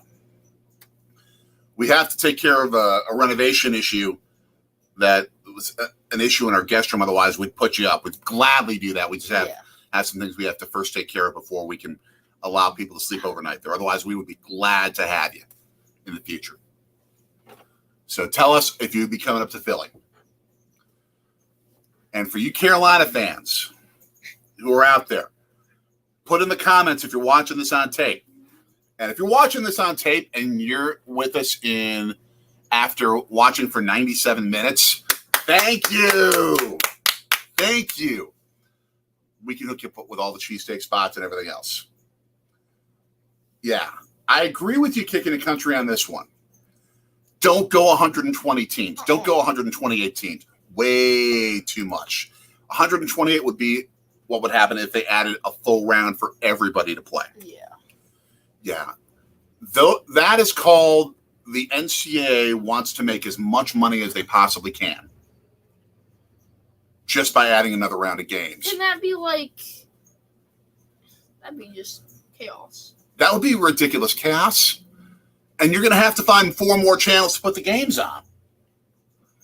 Turner, I don't think, owns enough channels. That would take ESPN to put on ABC, ESPN, ESPN2, ESPN3, ESPNU, and ESPN Plus. You would literally need ESPN the Ocho. Yes. ESPN Ocho. They would have to have a literal ESPN Ocho. I love it. No. They literally need ESPN college extras. And there's Baylor. The bearded dude with the rebound and the putback to put him up 24 points. Brady, what's his last name? Did we say Brady something? Let me go look it up. I forget Brady something. I don't remember. Let me go look that up here. Brady Manick. Manick, that's right. Baycott and Davis. Baycott only with 8. He's a pretty good player for them, so a little shock there. I mean, they've only allowed Baylor to score 11 points in 9 minutes. This Carolina defense has just been shut down. And there's Manick! Another! The bearded wonder! The bearded wonder! Just 26, 8 for 12 field goals, 4 for 7 from 3. Mullet Man can't respond. And North Carolina is in the driver's seat, up 25 on the national champs. Again, this is in Fort Worth, Texas, hosted by Texas Christian University, TCU. But our poll, I'm saddened. Where's the love for the afro? How many people even voted? I have no idea, but everyone's voting for mullets. I am Team Afro. Oh, and we got a Baylor player. Oh no. Oh, did you end the poll? No, not yet. Okay. Not yet. Yep, everyone has voted so far. One vote. All of one vote. Being kicking country vlogs, I'm pretty sure. Make sure you vote in the poll. For all 5 of you who are with us, thank you so much. Thank you so much. 10 minutes left, 25-point game. 25 and 10, that would mean 2.5 points a minute, right? Yeah, that's a ridiculous pace that Baylor would have to put on now. They're the defending national champions. Oh, man. And as you put it, accidentally, look at this replay. Still too much time left of this one. I have to come up and see. Okay. And it was like yeah, we had a bad feed where we really couldn't see how that injury happened. I saw it, and it was like, so put your arm. Can you put your arm out a little? Like, okay. So it was almost like if your arm was like this, and I'm the Baylor player, and you went like that a little bit trying to rebound. That's like breaking my arm. Yeah. And it looks like he's coming back. I think he just did a little something to it. Yeah. But yeah, he kind of pulled man. But man, it kind of walked. Oh, here we go again. The bearded wonder. Oh, he smashed him with his forearm. Yeah. Yeah, that. Here's an even better angle. Oh, his elbow right in the eye. I didn't even see that. That's one of those where you shouldn't be throwing elbows, period. Oof. That's where I don't think he intended to hit him in the eye. He couldn't see him, so he didn't know where his head was. Yeah. That's more something of you get him for dangerous play. That was a dangerous move, but it was not one with harmful intent from what I can tell. Yeah. I could be wrong. I easily could be wrong. Manic. Oh, they may have kicked him out of the game. Yeah, I think they did. Yeah, they took him out of that game. That's a tough loss for the Tar Heels. And we'd have to see what NCAA rules are when it comes to if you are taken out of a game, are you suspended for the next one? That's an interesting question. Or I'd have to look that up. one of the ones that they have in college where it's like a half game. Oh. Totally unintentional. It seemed unintentional. It seemed like he wanted to body him up. He didn't intend to hurt him in the eye, but he intended to play really physical outside the rules. He was trying to get him, and it just went. Yeah. You can see Hubert Davis, coaching UNC, just like, oh, man. I mean, what's that going to mean for the next round? Yeah, that's a big question. They'll be taking on the winner of St. Mary's UCLA, which will be later today. And we've seen UCLA destroy my alma mater of Marquette. Yeah. Like North Carolina did. I also give... that's going to be 7:10 tonight Eastern time. I also give credit, by the way, to whoever came up with the bracket mask. I love the bracket mask. Someone at courtside was wearing a bracket mask because they're having all the staff at these games wear masks, wear face masks for protection. I don't know what a bracket mask means. It looks like an NCAA tournament bracket on the front of a COVID mask. Oh, that's cool. That's cool. That is very cool. And I think I actually want to go pick up, I'd love to buy not either or, but maybe both and the Milwaukee flag mask and a Philadelphia flag mask, both blue and gold, both awesome. Oh, I like the Milwaukee one more. But. Of course, but it's home. But love Philly too. Yeah. I love Philly too. I love the city, but the flag in Milwaukee is better. To our newcomers who have joined us, he's Anthony. I am Daddy. We are watching this North Carolina upset 67-45. About to be 67-48. Carolina over defending national champion Baylor. 9.5 seconds left. 9.5 minutes left. Brady Manic, 26 points was just down. Baylor has it. Oh, man. They just turned a 22-point lead to 16, which accentuates the exact point kick in the country big Carolina fan just made. Still too much time left in this one. You would love to come up to Philly, where we're sitting right now, and see. And this is when you begin to get a lot of hope and a lot of momentum And the fact that the game is in Baylor's backyard means a lot. Yeah, Mullet Man not guarding the Bearded Wonder, considering that he's, as we mentioned, out of the game.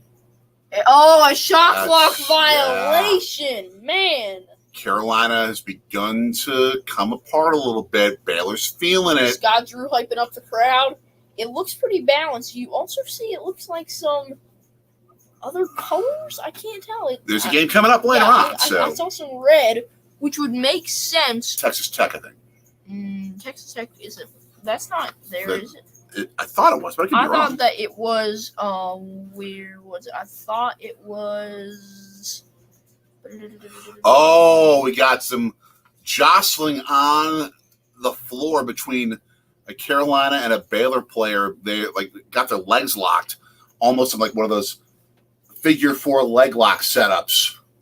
Kicking a country that's not good, that will hurt. Could be referring to a lot of things in the last few minutes for Carolina. So hold on. Because Milwaukee only had two first round brackets. Yeah, I mean every city does. Yeah. So what's the other Fort Worth bracket? So I'm trying to think. I'll look it up. Yeah, you look it up. I don't think it's Texas Tech though. Okay. All right. I have to find an actual schedule here.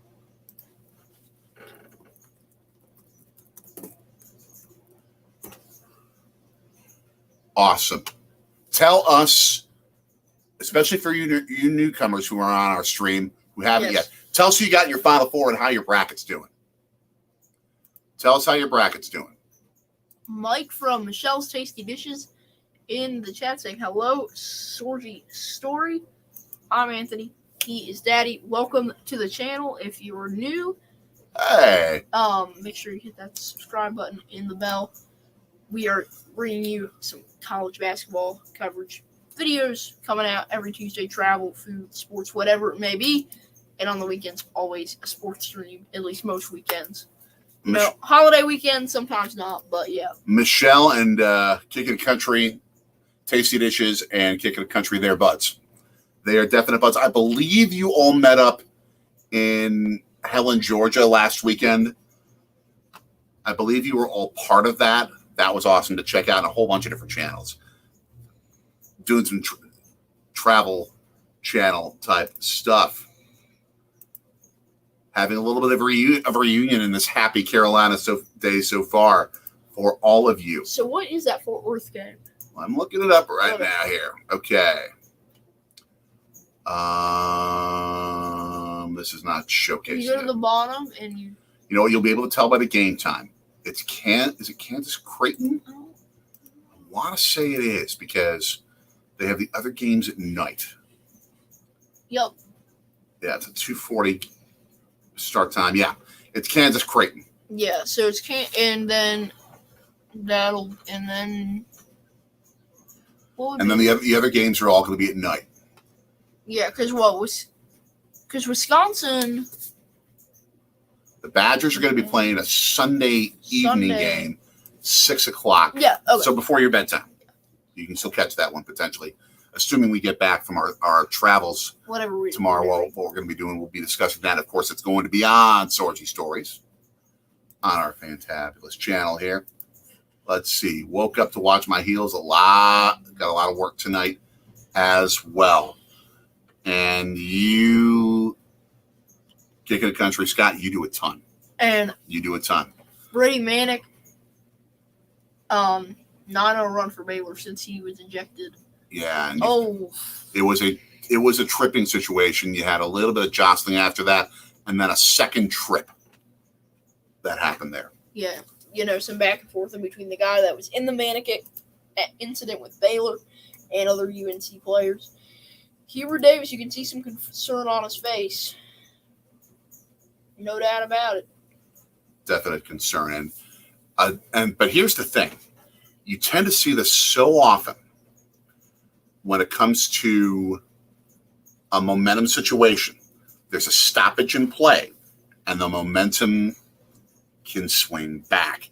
It's harder for the team that's grabbed the momentum like Baylor to be able to keep it because you have rest. 67-53 Carolina over Baylor. Carolina 8.5 bonus plus. left. Carolina in the bonus plus. 8.5 left. I got 9 hours sleep and I'm still tired. Hey, I got 10 hours sleep. What am I saying? Kicking the Country probably needs to borrow his energy. I don't have it. Or at least I'll get a win. Oh, Baylor had an opportunity. Hero Davis for a rebound. UNC. Oh, doing a little dribbling. Duke was a ball handler back in the day. Duke could play. I loved when he was on ESPN for so many years, by the way. Really? Yeah. Oh, yeah, I forgot about that. Was he a color or studio? Yes, I think he did both. Okay. Yes and yes. Yes and yes. So here we go. UNC going to the backcourt now. Trying to get across midcourt. Baylor now in the bonus, so they'll be shooting 1-and-1s on non-shooting fouls. North Carolina will be shooting one both. foul away to get into the bonus plus situation. Man, now you're going to have all night games after the Kansas Creighton game to come. Michelle's Tasty Dishes. You didn't like anybody in the tournament. You have Houston winning it all. That's not a bad pick. Tell me, Michelle? Do you have, and Mike? I assume you're playing on Michelle's Tasty Dishes here. Do you have Houston roots of any sort, or is it just you just think they're going to win? They were in the Final Four last year, so they were. I still remember, though I was back when I was really young, not extremely young, like not too young, but back when I was about 7 years old, Houston had Hakeem Olajuwon and Clyde Drexler. Oh. They were known as Phi Slamma Jamma. Ridiculous talent on that team. They went to at least 2 Final Fours. They lost in the championship game to North Carolina State in 83. I want to say they lost to Georgetown in 84 as well. But so, 69-53. Denied by UNC, but Baylor will go to the line. So the Baylor's starting to chip away, starting to get opportunities. I think they'll go to the line. Yep. Not on the bonus plus yet. Scott Drew has been a wizard of a coach at Baylor over these years. Can you get a bonus plus? In shoot 3? No. I don't think so. Okay. TV's kind of I see here, Michelle's Tasty Dishes. They're from the AAC. You are a big Cincinnati Bearcats fan. I gotcha. Back in the day of the Great Midwestern Conference USA, and maybe a bit of the Big East as well, we would have had issues because I went to Marquette. And when Bob Huggins was coach there at Cincinnati, I couldn't stand him. We like him now a little bit, now that he's at West Virginia. Go Mountaineers. But my wife's home team, Anana Mommy's home team. But, yeah, he didn't run a supremely clean program at Cincinnati. Kicking the Country, Clyde Drexler was on that team. Go back and find video at some point. UNC, give me blocked underneath. Oh, the steal and the layup. Oh, my gosh. Thievery from your Tar Heels. 16-point game, 6:40 left here in the second half. Go back and find 14-point game plus that. I don't think that's not going to count. That's not going to count. But go back and find video of the 1983 Houston-Louisville national semifinal. That game was just a dunk fest. It was like back and forth. Dunk, dunk, dunk, dunk, dunk, dunk the whole time. They going to Dunkin' Donuts. That was a Dunkin' Donuts game. That was... They probably had to go to Dunkin' Donuts after the game. They had to refuel for dunks afterward because they just went up and down the floor. It was one of the most spectacular games of just a view of athleticism of any college game you'd ever want to see. The shot did count, and they made the free throws, and that's 71-58. Wow, I'm surprised. Making it a 13-point game. 6.5 left. Yeah.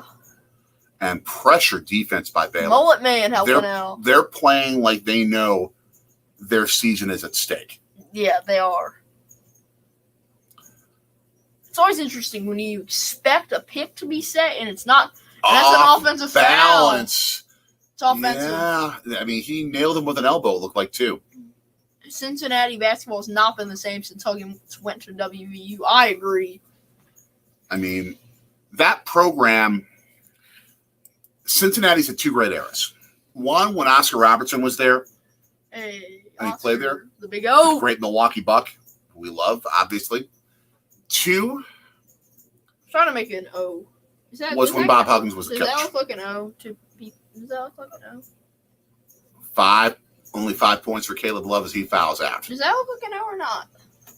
Yeah, it sort of looks like the shape of a call zone. Oh, I don't know how to make it. Oh, there. There you go. 71-60 now. Oh, momentum has dramatically swung. Now you're going to see if Carolina has what tournament teams have to have, because they're going to play in a lot of close games, and that's poise. That's poise. Oh. I mean, when you got a guy triple team, you got to pass it out. And a guy with an open three like that, you should look for better shots. That was not a possession of poise. That was not a possession of poise for the Tar Heels. This is a team that is not used to winning a lot of close games. He's out on the ball. He's sitting on the ball. He was sitting on the ball, but the Baylor player who was touching the ball was also out of bounds. So that's a hard call to make. But I guess, yeah, they did. So 11-point game now. Baylor cutting it down with about 5.5 minutes left. Oh my gosh, man, this is. Oh, almost single digits, and he could make it single digits at the line. Oh my gosh! Plus, both teams in it. Man, this is crazy. What's your heart rate kicking the country? What's your heart rate right now? Mine would probably be 1,000. And the key question is, did the Carolina player keep 1 foot on the ground, on the floor, while he was rolling on the ball? That would have been the reason. If he wasn't, they would have called the travel. So, drains the first. So it's a 10-point game now. To make it, game of three-pointers. I am feeling sympathetic, empathetic, anxiety for you. Yeah. Kicking a country. As our TV went out, it's back. Okay. It's back. It's just our antenna. Yeah, it's not near a window. And Carolina has to call a timeout here. Hubert Davis trying to regroup his team. With 5:22. Baylor Nation on their feet. Gosh. Man. If this collapse happens, 25 points down. Number one, neither you, Kicking the Country, nor me should be blamed for a jinx. Vin Scully destroyed all thoughts of the idea that jinxes work. Because there's an old saying in baseball, you never mention that there's a no-hitter in the stadium or anywhere when a no-hitter's going on. We mentioned there's a no-hitter and it still happened. Yeah, we were at a Brewers Indians and that Brewers Guardians game where we mentioned the no-hitter going on, and the Brewers got a no-hitter. I'm going to give you an example of that coming up here.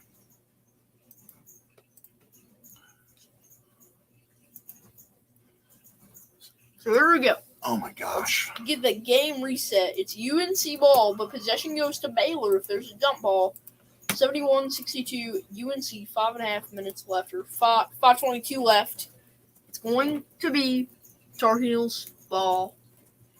They're going to have to go the whole length of the court to get down there.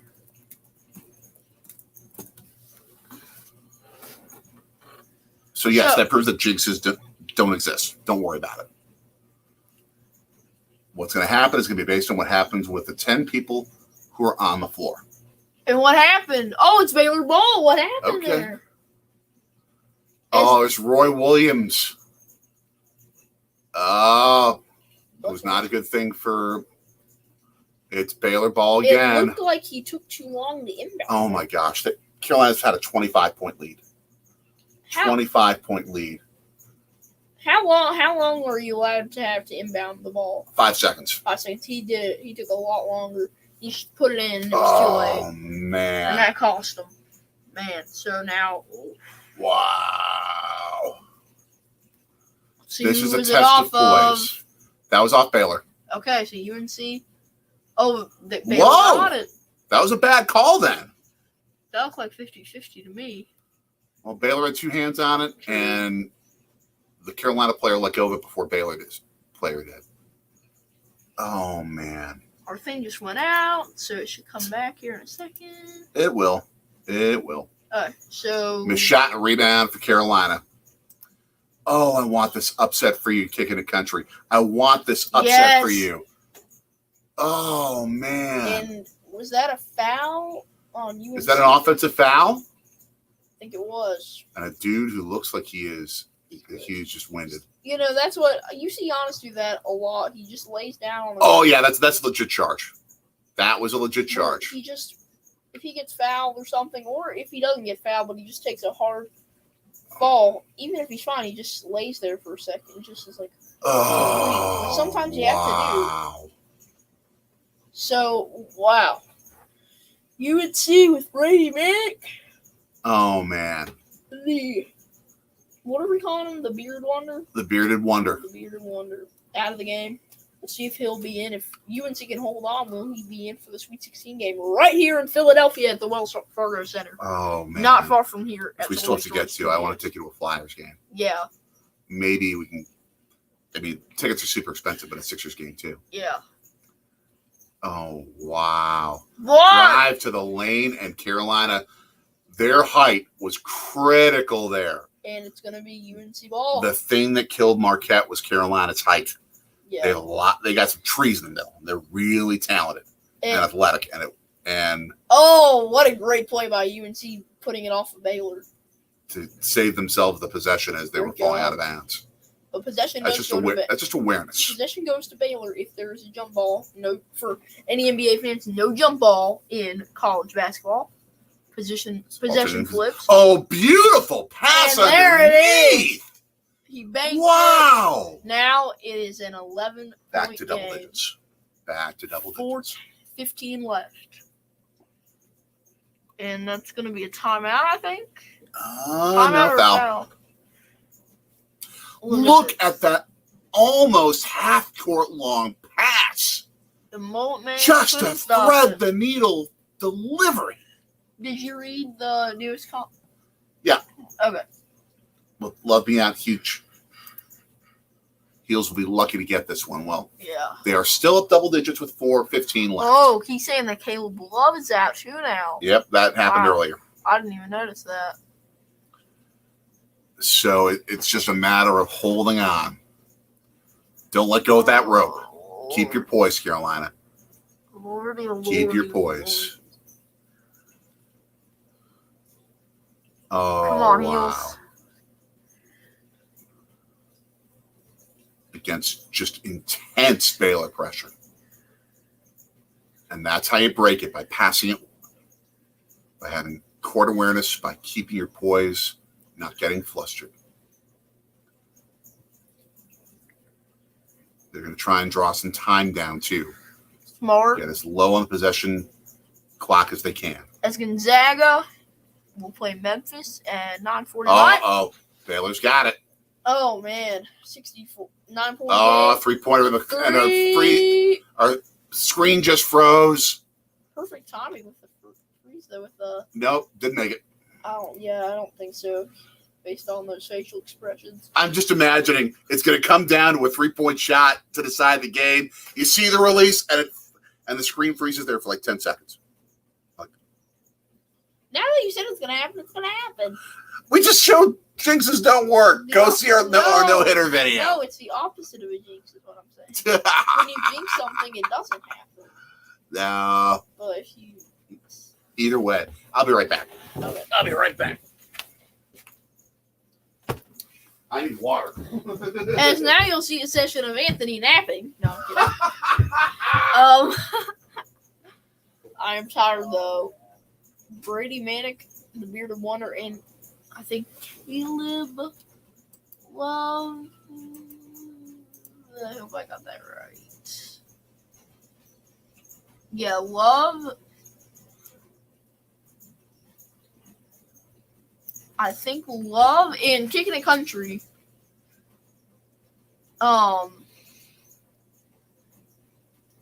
Who all is out for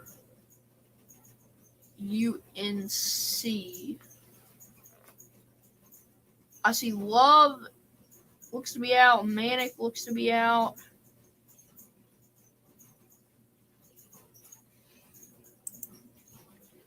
Next up, we will not be doing the game, but at 2:40 p.m. on CBS, same channel this game is on, we have Kansas Creighton. Then 5:15 on CBS, it'll be Tennessee, Michigan. 6:10 on TNT, Providence against Richmond. Then 7:10 TBS, UCLA, St. Mary's. 7:45 p.m. on CBS is all in Eastern Time, by the way. We have Murray State, St. Peter's. Arkansas, New Mexico State, 8:40 TNT. Gonzaga, Memphis, 9:40 TBS. That's what's happening today. And tomorrow, Illinois, Houston, 12:10 CBS. Nova, OSU, Ohio State, 2:40 CBS. 5:15 CBS. Duke against Michigan State, Wisconsin, Iowa State, 6:10 TNT, 7:10 TBS, Texas Tech, Notre Dame, 7:45 on True TV. We have Auburn, Miami, Florida. Just give the TV listings. Yeah, I'm just telling everyone. Trying to fill time. I said, well, we're on commercial, so I not much to talk about. As we are now back, but yeah, and then we can talk about baseball. we can. But Purdue, Texas, 8:40 TNT tomorrow, and Arizona, TCU, 9:40 TBS tomorrow. We got baseball to listen to tomorrow. We do have baseball, and we got Wisconsin, Iowa State in Milwaukee. Oh my gosh, Home game for the Badgers. Seriously, if you ever get a chance to check out Fiserv Forum and a game there, when people who are national writers call it the best basketball arena in the world, yeah, they did that arena right. They did that arena right. 73-64. Oh, man, after a 25-point lead. Do you have enough poise? Oh, steal! Steal! Oh, my gosh. Mullet guy. The mullet guy just cut the lead to 6. Oh! Baylor Nation on their feet. Mullet boy. All of Fort Worth, it feels like. And that's another steal! They try to bounce it off him and out of bounds, and it didn't work. Mullet guy again! Misses! Oh, UNC my ball. gosh. We can't do play-by-play. We can only react. Oh, my It's hard gosh. not to. I understand, but you can't. You can't. Oh, man. Now Carolina's doing the smart thing for their own composure as well as for the clock. I need to drain it down. To drain it down under 2:45. And now Baylor challenges with 8 seconds left. And, man, they're going to get a quality shot off. Oh, an off-balance 3, but do they draw the foul? Oh, no. No. He wanted it, but he didn't get it. I think, is that a shot clock violation? Let's see.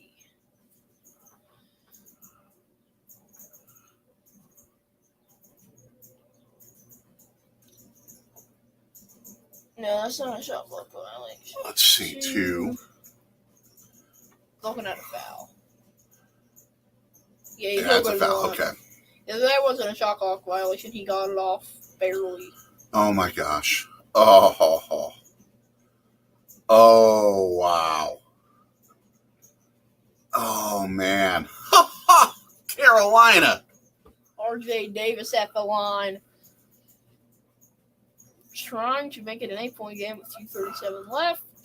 Drains it. 3 free throws. And again, it's coming in a way that is also giving Carolina some rest. Is again trying to manage the Baylor momentum. And Baycott is back in.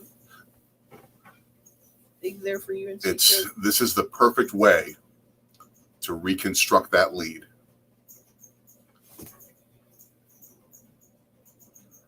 He hits it. Boom. 9-point Lead game. with 2:37. That's what I was about to say. Sorry. So we've been going for 209. And you got a guy who's also a former play-by-play announcer in minor league basketball. And there's oh my gosh! Wow. 3. 3-point fest. Oh my 3-point gosh. festival. They're not taking twos. Whatever that was. That was going to call in the corner, and UNC keeps the ball with 2:13 I think they left. did pull that. They hit it off Molt Man. Are you taking heart medication, Kid Country? You may need it now. I don't blame you. Only a 6-point game. I don't blame you. Scott Drew yelling at his players. And Baylor is playing just such tight one-on-one defense and setting up traps. Oh, that almost was a steal. Oh, what's going on? Okay. We have a frozen screen a lot as they're taking down time under 5 seconds on the clock. Baylor And, oh my gosh, under 2 minutes. Oh, they're about to get a 3-point play to cut the lead to 3. Wow. Oh my gosh. The national This is crazy. champs, the defending champs, are trying to come back This is crazy. and beat UNC. From down 25 to about to possibly They're make it. trying to save 3-point everybody's game. bracket. They are. Except for kicking the countries. Oh, I feel for you. Yeah. Dude, I feel for you. Here we go. To make it a 3-point Oh my game. gosh. Oh And man. our screen freezes. And he makes it. So now UNC. The they ultimate really test of poise. 148 left. They foul, I think. It looked like a foul, No, they but they didn't call it. And you got an injured Baylor player. On the Mullet man, and they don't have to. And they can go 5 Oh! on 4, and they got themselves a 3-point opportunity of their That's own. Baycott. He's had a huge game. Oh, that's an ankle. That looks like an ankle problem for Mullet man. What even is his name? You can tell we don't regularly watch these teams. Yes. It might be Mayer. Let's see. I think it's Mayer.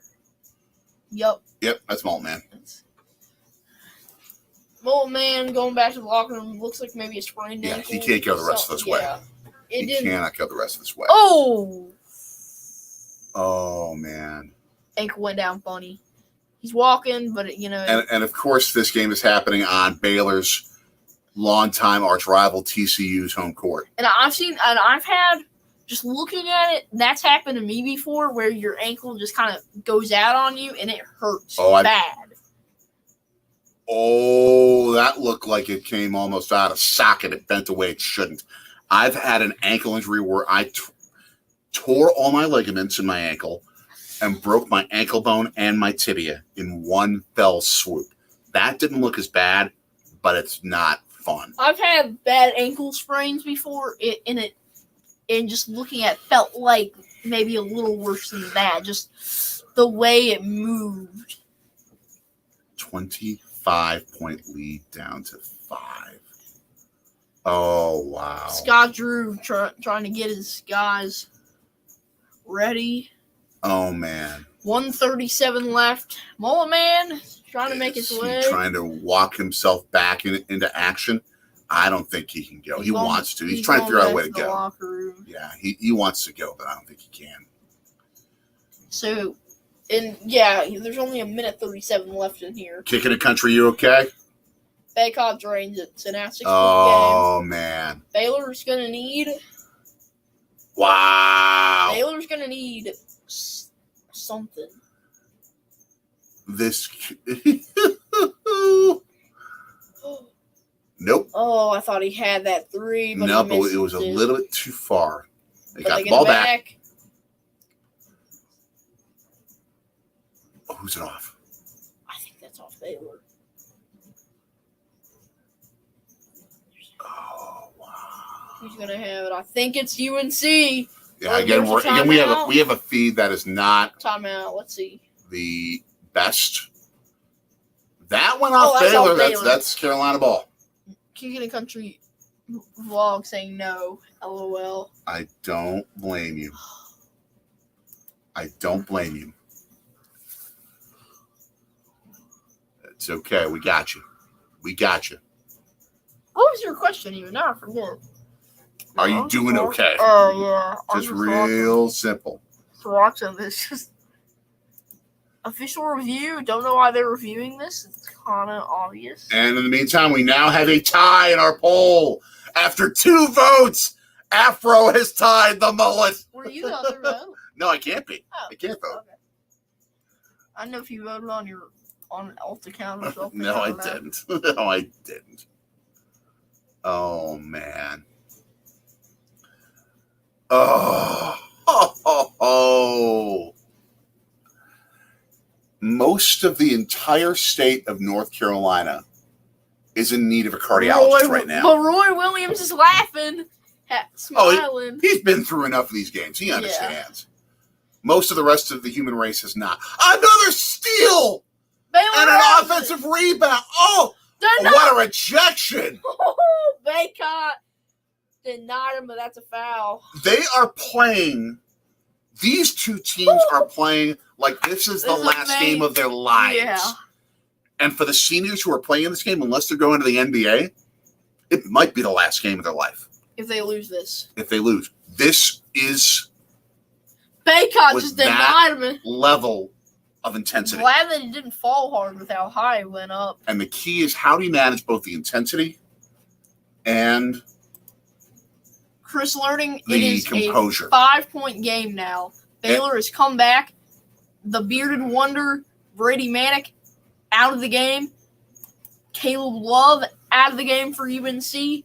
About to make it a 3-point game, but he misses it. No, it would have been a 4-point game, but now it's a 5-point game. UNC 79-74 Carolina. They had a 25-point lead and have almost blown it. It was an open 3 opportunity. Didn't take it. They want to drain clock down. So, yeah, we're under a minute. We said that at the same time. 1-2-3 Jinx, knock on wood. Former play-by-play announcer in minor league basketball. I think you would love to do play-by-play. Here we go. We're under 5 seconds now on the 30-second clock. They got to get a shot off. Last second shot. And the rebound, I think, went off Baylor, unless they call the timeout somewhere.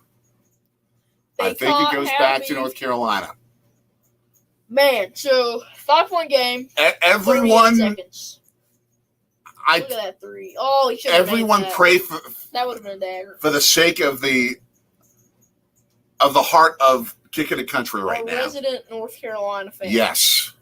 Kicking It Country Logs. Again, this game is hosted by Baylor's arch rival, the TCU Horned Frogs, in Fort Worth, Texas. Oh, my gosh.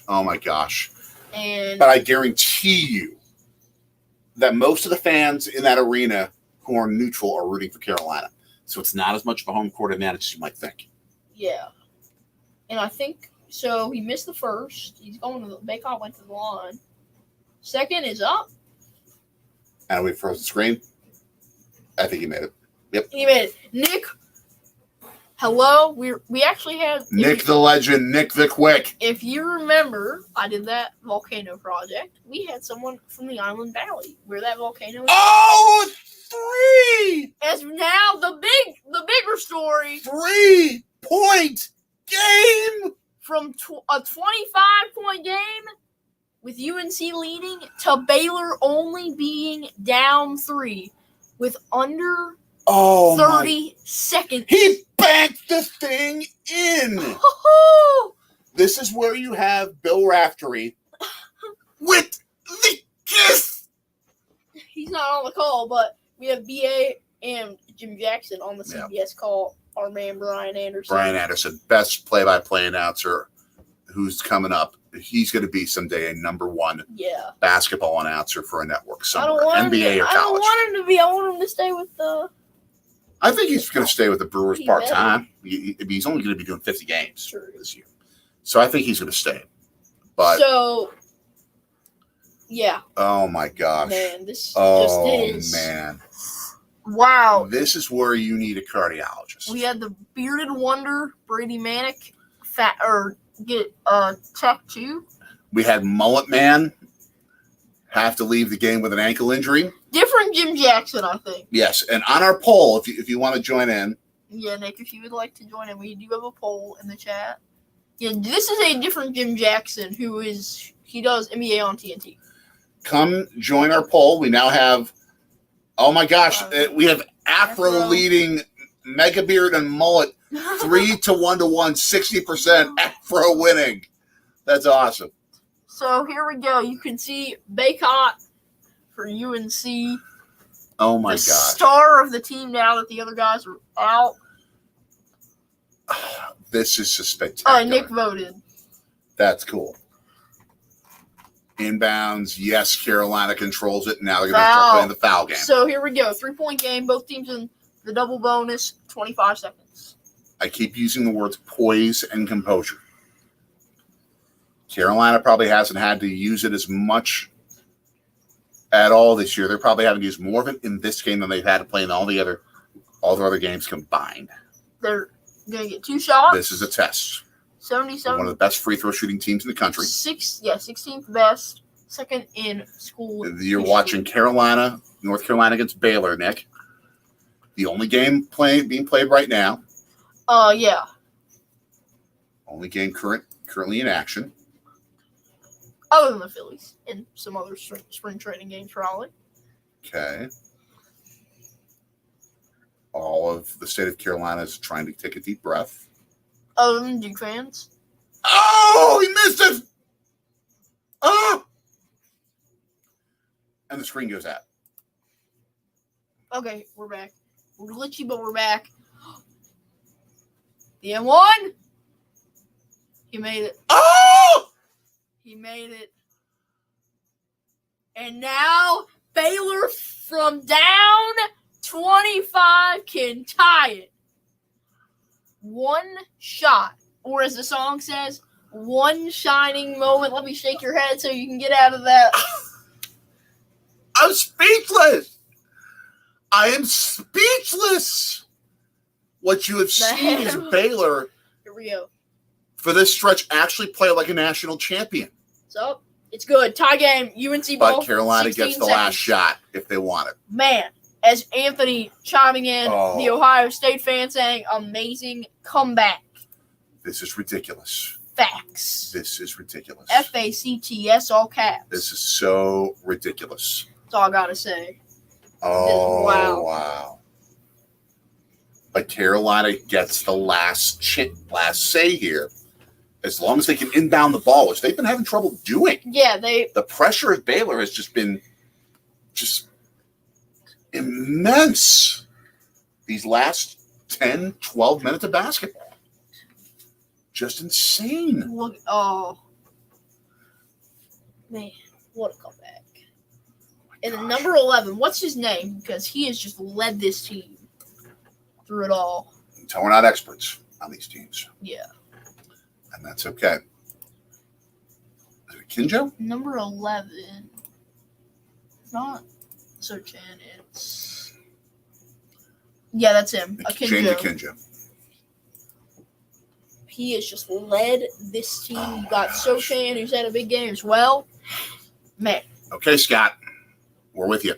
Yes. Scott is the real name of Kicking the Country, by the way. Yes. Our resident UNC Tar Heels fan, as they, again, here taking on the Baylor Bears. Hello to all 10 of you watching. This would tie the record for the biggest comeback win in the history of the tournament if Baylor comes back and wins this. All 10 of you watching, make sure, if you haven't yet, subscribe and hit that bell. We will have weekend sports streams every weekend, and on Tuesdays we always have a sports, food, or travel video, or something else. Who knows?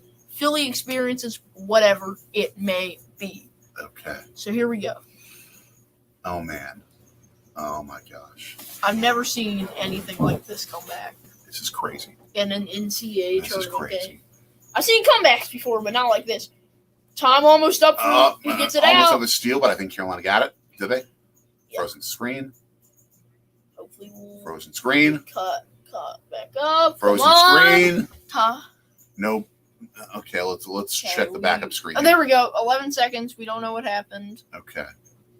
Ding, ding, ding. Yes, Nick, there's a timeout. UNC took a timeout. That's okay. That's smart for them.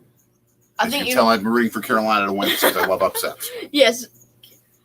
King of the country loves. Carolina don't play but about 6.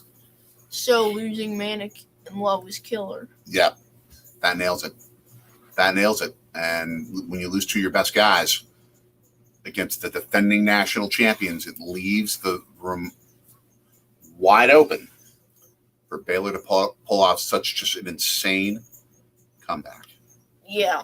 Just an insane bracket-saving comeback. Yes. Oh, my gosh. You got Mullet Man. You've got fans with braces. You got Mullet Man, and you got the Bearded Wonder, who was out of this game. Brady Manic out. And there is Scott Drew's dad, Homer Drew, the former coach of Valpo. Really? I did not know that. When Valpo pulled off a couple of upsets in the NCAA Tournament in 1998, Scott Drew was one of the big factors in those upsets, along with a couple of guys from Milwaukee, the Jenkins brothers. Awesome. Bill and Bob Jenkins played in that team. So our thing went out, and we're back. 11.4 seconds. Oh, my gosh. 15 to 40 field goals. Oh, my gosh. Baylor. They've taken 18 more shots than Carolina has. Yeah. 13 turnovers for Carolina. Baylor has taken away their poise. But now they're going to have more than they ever have before in this possession. We're under 10 seconds now. Please signal stay. Are we playing OT? Please signal stay. It's a buzzer beater. Oh, no. Put back, not in time. We're going OT. Here we go. Man. Free basketball. Free basketball. Ole. If Carolina holds on in overtime without 2 of their best guys and somehow wins this thing. Oh, it's got Drew with the when he missed it. If Carolina holds on somehow and pulls off a miracle and wins this game and changes around the momentum, that's the kind of thing that not only can spur on, not only with that advance into the Sweet 16, that could spur them on to a huge run. Yes. Because they learn how to win these kind of ridiculously tough games without their best personnel. King of the country, don't give up hope yet. 12 to all 12 of you watching, I'm Anthony. He is my dad, a.k.a. Jay. And we don't have to reintroduce everything every time, but it's okay. But we had done it in a little bit. Okay. But I see your point completely, kicking the country. Yeah. Baylor has the momentum times 50 right now. Yes. But oh my gosh. Bucky! Bucky Badger. West Virginia fans, but also Wisconsin and Marquette fans. Marquette's our number 1 team. You had a turtle driving that. Yeah, that's the Maryland Terrapin with the Alabama mascot. Make sure you subscribe to the channel. And as Nick put, ding, ding, ding. Hit that bell. Ding. As you can hear our washer going. Ding from the dryer. Or dryer, whatever. Going ding. Ding. Ding. Bonus points to the Carolina band for the power hat game, especially the Indiana hat. Jones safari hat. So here we go. Bonus points. Start of OT. Baylor, it looks like they're going in for a little huddle. Oh my gosh. Look at Scott Drew's reaction, kneeling. And then the explosion with the fist pump. Oh man. Oh man. For him. He wasn't anywhere. This delays, by the way, the Creighton, Kansas start too, for those of you who are waiting to watch that. So here we go. Tip. And how long is OT going to be? 5 minutes. So we'll be with you for another 5. This is when you got to be able to play.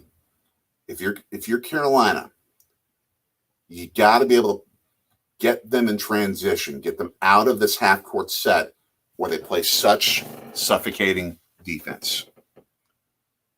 Scott joining us. Scott from Adventures of Scott and Michelle. Michelle went to work a black spot on your wall. just to the right of the black pole. Hopefully not a spider. Let me see. Okay. As Bob Uecker once said, I'm going to go check this out. Along comes spider. Nasty looking thing. That's not a spider. Right there? That's not a spot. That's just a little hole. Yeah, it's just a little hole. We're okay. Carolina gets up 83-80 with 1 minute elapsed in overtime. Yeah. So, man, this Take deep breaths. This is March Kick of the Madness. country. Take deep breaths. Oh, tough offensive. The ball gets stuck between the rim and the backboard. That becomes a jump ball situation. Actually, in Or was another it a foul? It was a foul. And actually, in another game, we had an Indiana cheerleader be lifted up to get the ball. Wow. In another game, they showed a clip on a commercial. It's pretty funny. I don't even call it a foul. Yeah. That was a pretty gentle love tap. Not fully enough for a foul, I think. Baycott will shoot 2. Oh my gosh. As Mullet Man's Man's back. I'm not a Baylor fan, but I'm glad I have Mullet Man. Vote for Afro in our poll. Vote for Afro, but yes, Mullet Man's back. Mullet Man. It's Mullet Let's Man. see. All right. Afro's up 75% with just 12% for Mega Beard and Mullet. I think we're going to be pretty safe to have a win for the Afro. Very cool East Asian language tattoo, by the way. Baycott. Oh man, number 1 goes down. Oh, And it was. He must have missed the first, maybe the second. Okay. Yeah. Again, our screen It's kind of glitchy. is not acting the right way. We get We have a satellite. an antenna Yeah, this is a satellite for setup. CBS because we otherwise use Sling, and CBS is not with Sling. Yeah, so we don't. But the antenna is not by a window, which kind of messes it up a little. Oh, looks like we got a foul. We got an injured player, or at least a hurt and tired player. Flagger or flagger? This is their second game in 48 hours, and it's going overtime. That ain't easy, especially with a national championship at stake. Oh, Mullet Man went down. And he already has an ankle injury. Oh yeah, he So came back. he's hurting.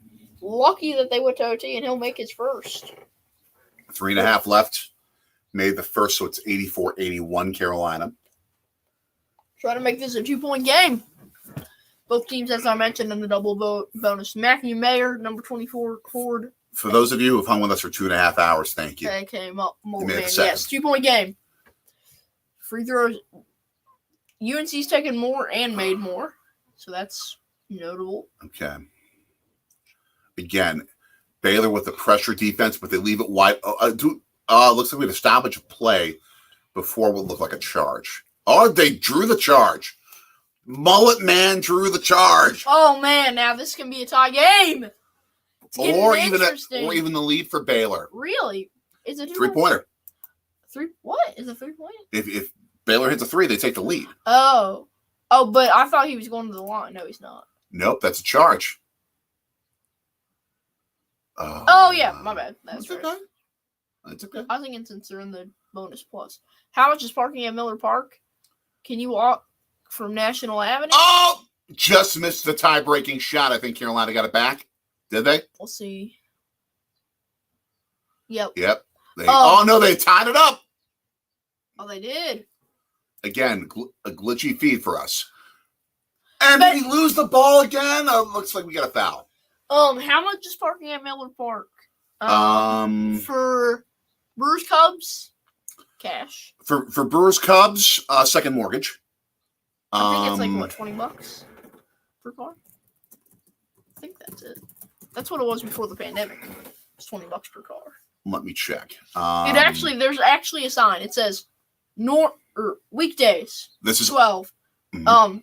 Weekends and Brewers Cubs games 20. Let's see. Opening day here. They just said it. Opening day and Cubs games in advance. Advanced General is $15. Advanced Preferred is $20.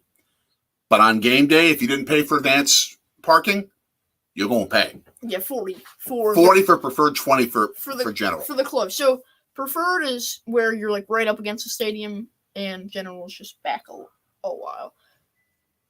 They're showing a 3. I don't know if he made it. As we have another frozen screen. Oh, they're testing to see if his right foot was on the line or not. It looked like just a smidge of it was, but foul. They're looking to see if he's going to shoot 2 free throws or 3. Yeah. Number 1. And it's 2 shots. Number 1. Number 1. Nowhere. Number 1 nowhere. Nowhere to be found. He made it. They caught at the line for a second. Up and it's good. Boom. 2-point lead for Carolina, 2:49. We keep saying the same stuff at the same time. Baylor still has possession. There hasn't been a jump ball in a while. I'm a play-by-play experienced guy, and you want to do it. I mean, the amount of time I hear him doing practice play-by-play by himself, just which is what all the great play-by-play announcers do, by the way. Yeah, when I'm just shooting hoops, just shoots it. It's good. Bang! I love saying bang.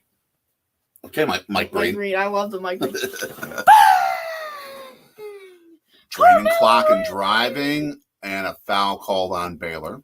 The one I remember from like watching bang compilation videos, which are out there, Mike Green's like best calls was I think at the Garden, Bulls Knicks, Carmelo Anthony hits his 3 to give the Knicks the lead. Bang! Anthony gives New York the lead. He said something like that. And then there's Kevin Harlan after like a big 3-point shot. The assassin! And then you have like, oh, Kobe Bryant with no regard for human life. Kevin Harlan's crazy. He's awesome. The Milwaukee native. Is it Miller? That was a funny situation where a player went into the crowd trying to dive for a loose ball and made a guy spill his beer. He missed it. And first of 2 shots does not go down for Carolina. For a 3-point game. This would make it a 3-point game instead of a 2 with 2:17 left. But Harlan went into this entire list of all the great Milwaukee Bears, being a Milwaukee native. And he misses the second. Oh, my gosh. That's called a loss of poise, loss of composure. To hit shots you should be hitting. Ooh, foul, yep. Is that a charge? No, that looks like it's a blocking foul. Yeah. Baylor can tie it. If Carolina would have hit that one. Nick the legend, Nick the quick. Spilled beer equals sad man, especially in Milwaukee. Oh, Nick and I learned something about beer yesterday in the LA class. Okay. Beer was invented in ancient Egypt. That's correct. I did not know that. I never taught you that. Is free throw number 1 does not go down. What our teacher taught. We were talking about. What were we talking about? And they have some great microbrewers here in Philadelphia, by the way. They do. But I've heard from him a lot about it. But Jinko, who has led this Baylor team. We wait. All we see is. Okay, he made the second. Oh my gosh, a drive right to the hole and knocked out of bounds, but Carolina gets it back with 2:02 left. Baylor. You already said that, but I was in the middle saying out of bounds. Off Baylor. Because I didn't say it like that. Don't be going. We're not. This game is so silly. We're just now getting into the sillies right now. OT. That's awesome. Almost feels like it was like climactic and then anticlimactic and then climactic and now it's not climactic. Carolina with a bucket to make it 88-85. Yeah. Froze. Nope, didn't get it. Now this is not. It's funny because you're watching us as we're watching this feed that is just inconsistent. I love it. We should get the second screen up and see if we can. No, they're way behind. Oh no! Now it's kind of. Oh yeah. Yeah, they're a couple of points behind. real time. And about a minute behind. One screen works, but a minute behind. The other is on. Oh, I think we have an and one. 5, about to be 6 more. 90 to 80. This is amazing. Carolina, after blowing a 25-point lead, is showing what champions do. It almost looks like Scott Drew was like, he wasn't trying to look in the camera. He was talking to one of his friends, and he went. Carolina's doing what champions do right now. Did you see what Scott? They are responding back to that lost momentum. I'll be with you in a second. They're responding back from the lost momentum and regathered themselves, and we're just like, let's just play basketball. Let's do what we do. Let's not worry about this extra pressure. Let's just go play, and it's working. But did you see Scott Drew's face?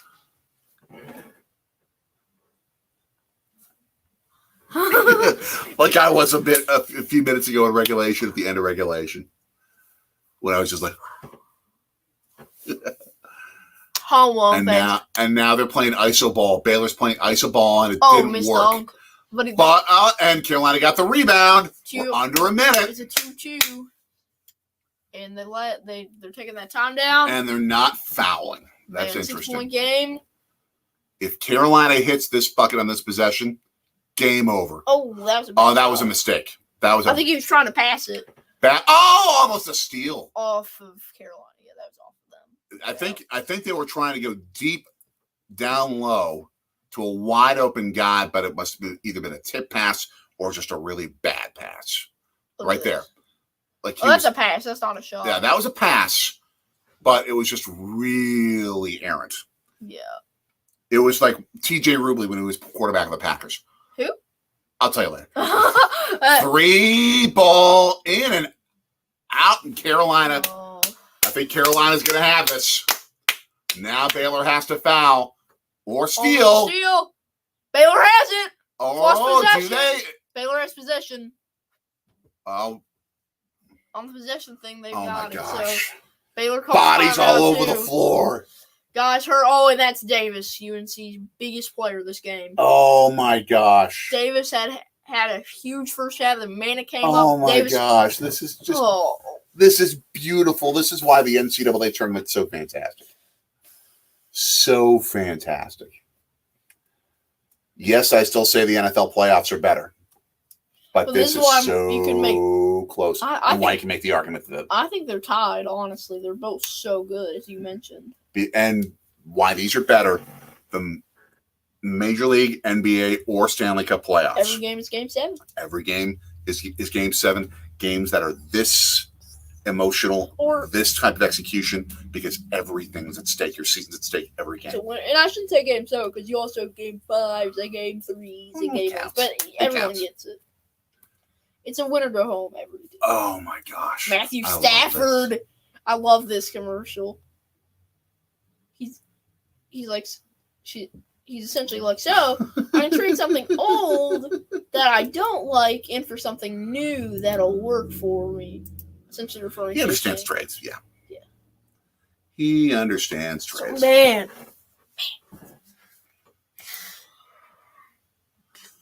Oh, my gosh. Oh, my gosh. All right, let's check the poll. We are still at 75% for Afro. Let's get 12% for Megabeard, 12% for the mullet. Let's get to at least 10 votes. To all 11 of you watching, make sure you vote so we can get to 10. This is awesome. They're looking who has it. Oh, that is for sure Baylor. Baylor has that. Oh, man. No doubt Baylor has that. Oh, man, this was special.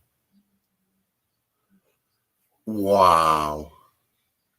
Well, taking the country, we're watching it off antenna. So yeah, we are watching the live feed, the earliest possible feed.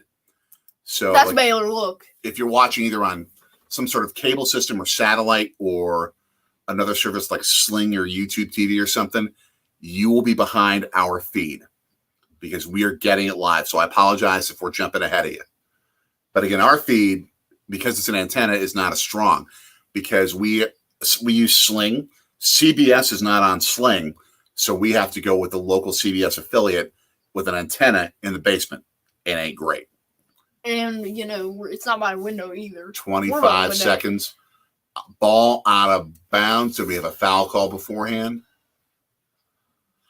This looks like UNC has it, man. Wow. Is that a foul call, though? And these feeds are just so frustrating. Yeah. So frustrating. How can you yawn with a game this exciting unless it's tiring you out? It is tiring me out. Oh, my gosh. Kick It a Country, I'm assuming you are going to be able to take a 10-hour nap after this game. You might just sleep until church tomorrow morning. Or until And I wouldn't blame you. I would not blame you. And by the way, for those who don't know, Kick It a Country, besides his day job, he is also a preacher. So he's busy Sunday mornings often. Which is awesome. Yes. Let's see. We're having discussions right now on whether everyone's going to go to Billy Bob's after the game. We already talked about that. You can just scroll up in the chat. I know, but that was like 2 hours ago. Yeah, I just don't want you to have to go through the work of putting the link back in. I understand. I'm not going to ask you. I'm not going to do that, but you can scroll up in the chat and find the link. Yeah. Oh, looks like we got a guy either who's I don't know if he was fouled out. But you have someone. You can tell he's realizing he may be playing his last game.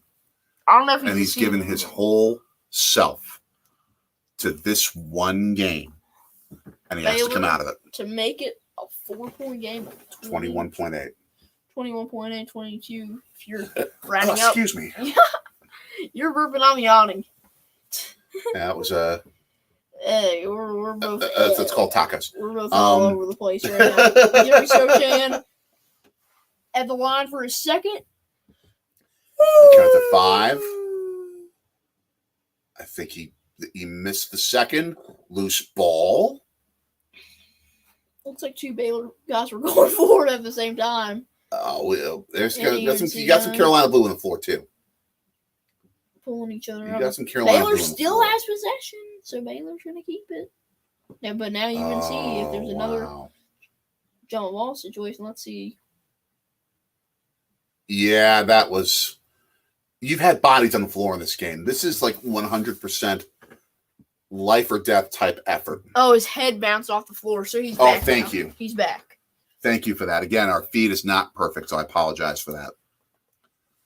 Our game watching feed. Up, steps behind to get the 3-point shot off. Nope. But they get it back. They get the rebound, and they got to get some shots off fast. Disorganized basketball. Off balance 3 goes out of bounds. Foul. Maybe. 4.8 seconds left. Is that a foul? Was that a foul call? Oh my gosh. Oh my gosh. Yeah, you saw the first off balance one. And then he gets the rebound back, and we have a frozen screen. And then watch. If this is going to be interesting because the foul happened after the shot. Yeah, it's one of those calls. So I don't think they technically should rule that this would be 3 free throws. Official review. And if it would be. This should not be 3 free throws. This should only be 2. Now, if it for some reason is 3, then do you try to miss the second shot and and try to tie it? You might need to. Yeah. As much as it's so hard to purposely miss a free throw. Yeah, I'm always against missing free throws unless it's like this kind of dire situation. Win or go home game. Watch. Because the foul did not happen before the shot. It happened when the guy hit his arm after the shot went up. So then are we talking about missing the second intentionally and getting a 3 up? Well, you probably would have to because you would only be able to cut the lead 2-3. So you make it a 1-possession game if you hit both free throws. But then you have to hope for a steal. Well, hold on. So no, if you make the first and then miss the second and get a 3-point shot up, then you tie it. No, because the first free throw you make it gets to 91-87.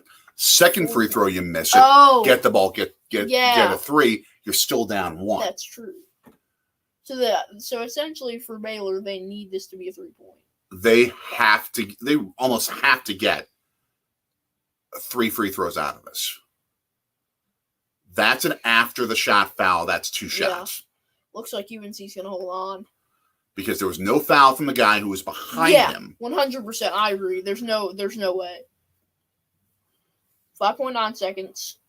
How many free throws are we going to get? And again, we don't have the sound on to be able to listen to the play-by-play and color commentary to hear what they're saying. No foul at all. Yeah, the Carolina ball. Foul. And a foul call. Oh, my gosh. That's not a foul. We were totally off it. They ruled it Carolina ball because they're probably like, we're not going to call that foul because it happened after the shot. That's true. Well, I guess that's true. Carolina. Scott, I think you got this one.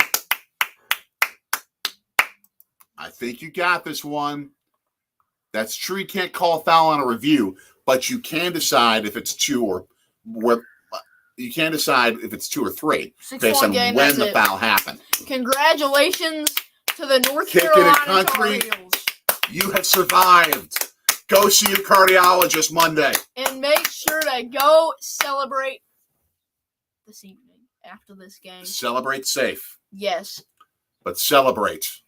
7-point lead. 3's up. It's glitching. That's it. Carolina 93, Baylor 86 in one of the most entertaining college games I've seen. Yeah. I was with you, Kicking a Country. I did not think that Carolina was going to be able to come through and have the kind of poise and ability to regather themselves to win this game. But all the credit in the world to them, and especially to Hubert Davis. To get his guys to refocus after. You got it, Anthony. What a game. Yeah, perfect. 3 words to describe it. What a game. I mean, but to get your players to refocus and be like, hey, you know what? This game just started. Michelle's Tasty Dishes. Congratulations, Scott. Yes. AKA Kicking It Country Vlogs, our, again, resident North Carolina fan. North Carolina is going to be playing in Philly Friday against the winner of St. Mary's UCLA, and the other side of that, Texas Purdue, and then Murray State St. Peter's. Let's go Peacocks! Let's go Peacocks! Let's go Peacocks! Kicking the Country saying, hope Matt gets to come back next game. Hats off to Hubert Davis, 100%. Scott, let us know if you're coming to Philly. We would love to entertain you if we can. Let us know if you are coming to Philly. Yes. Thanks, Mike. Kicking the Country. Brackets busted. Congratulations. Fantastic. We have a video coming Tuesday. I'm happy as ever if you see that big X right there. We got a video coming Tuesday, early Tuesday morning, a 7:15 launch time. Go check it out. Try new things. Oh, you enjoy stuff you've never had before. What kind of? We'll let them find out. Okay. I don't even know. I think I know. I've edited it, and I just have to upload it. You'll see what's coming later on. But we'll have that. We're probably going to have some NCAA tournament stuff next weekend. Yep, Elite 8 next weekend. Then we'll have Saturday or Sunday game. We'll figure out which one we're going to be doing. Yes. I'd love for it to be the game in Philly. We'll see. Yep. We'll see. I would love to see a St. Peter's, North Carolina. We want to thank all of you. St. Peter's, Purdue. For hanging with us. Yes. For almost 3 hours. Thank you, all of you. This has been a blast.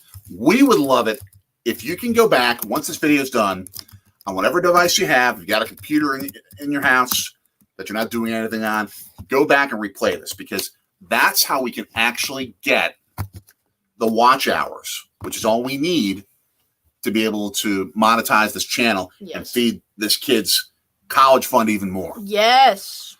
So, yeah, if you can go back and do that, that would be fantastic, and just let this thing run. We appreciate all of you coming on live with us, and appreciate all of you watching so much. So much. Thank you. Until Tuesday, But, buddy, I'm Daddy. So long from Sorgy Story Studios in Philadelphia. Have a great weekend, everybody. As I said in the beginning, insane!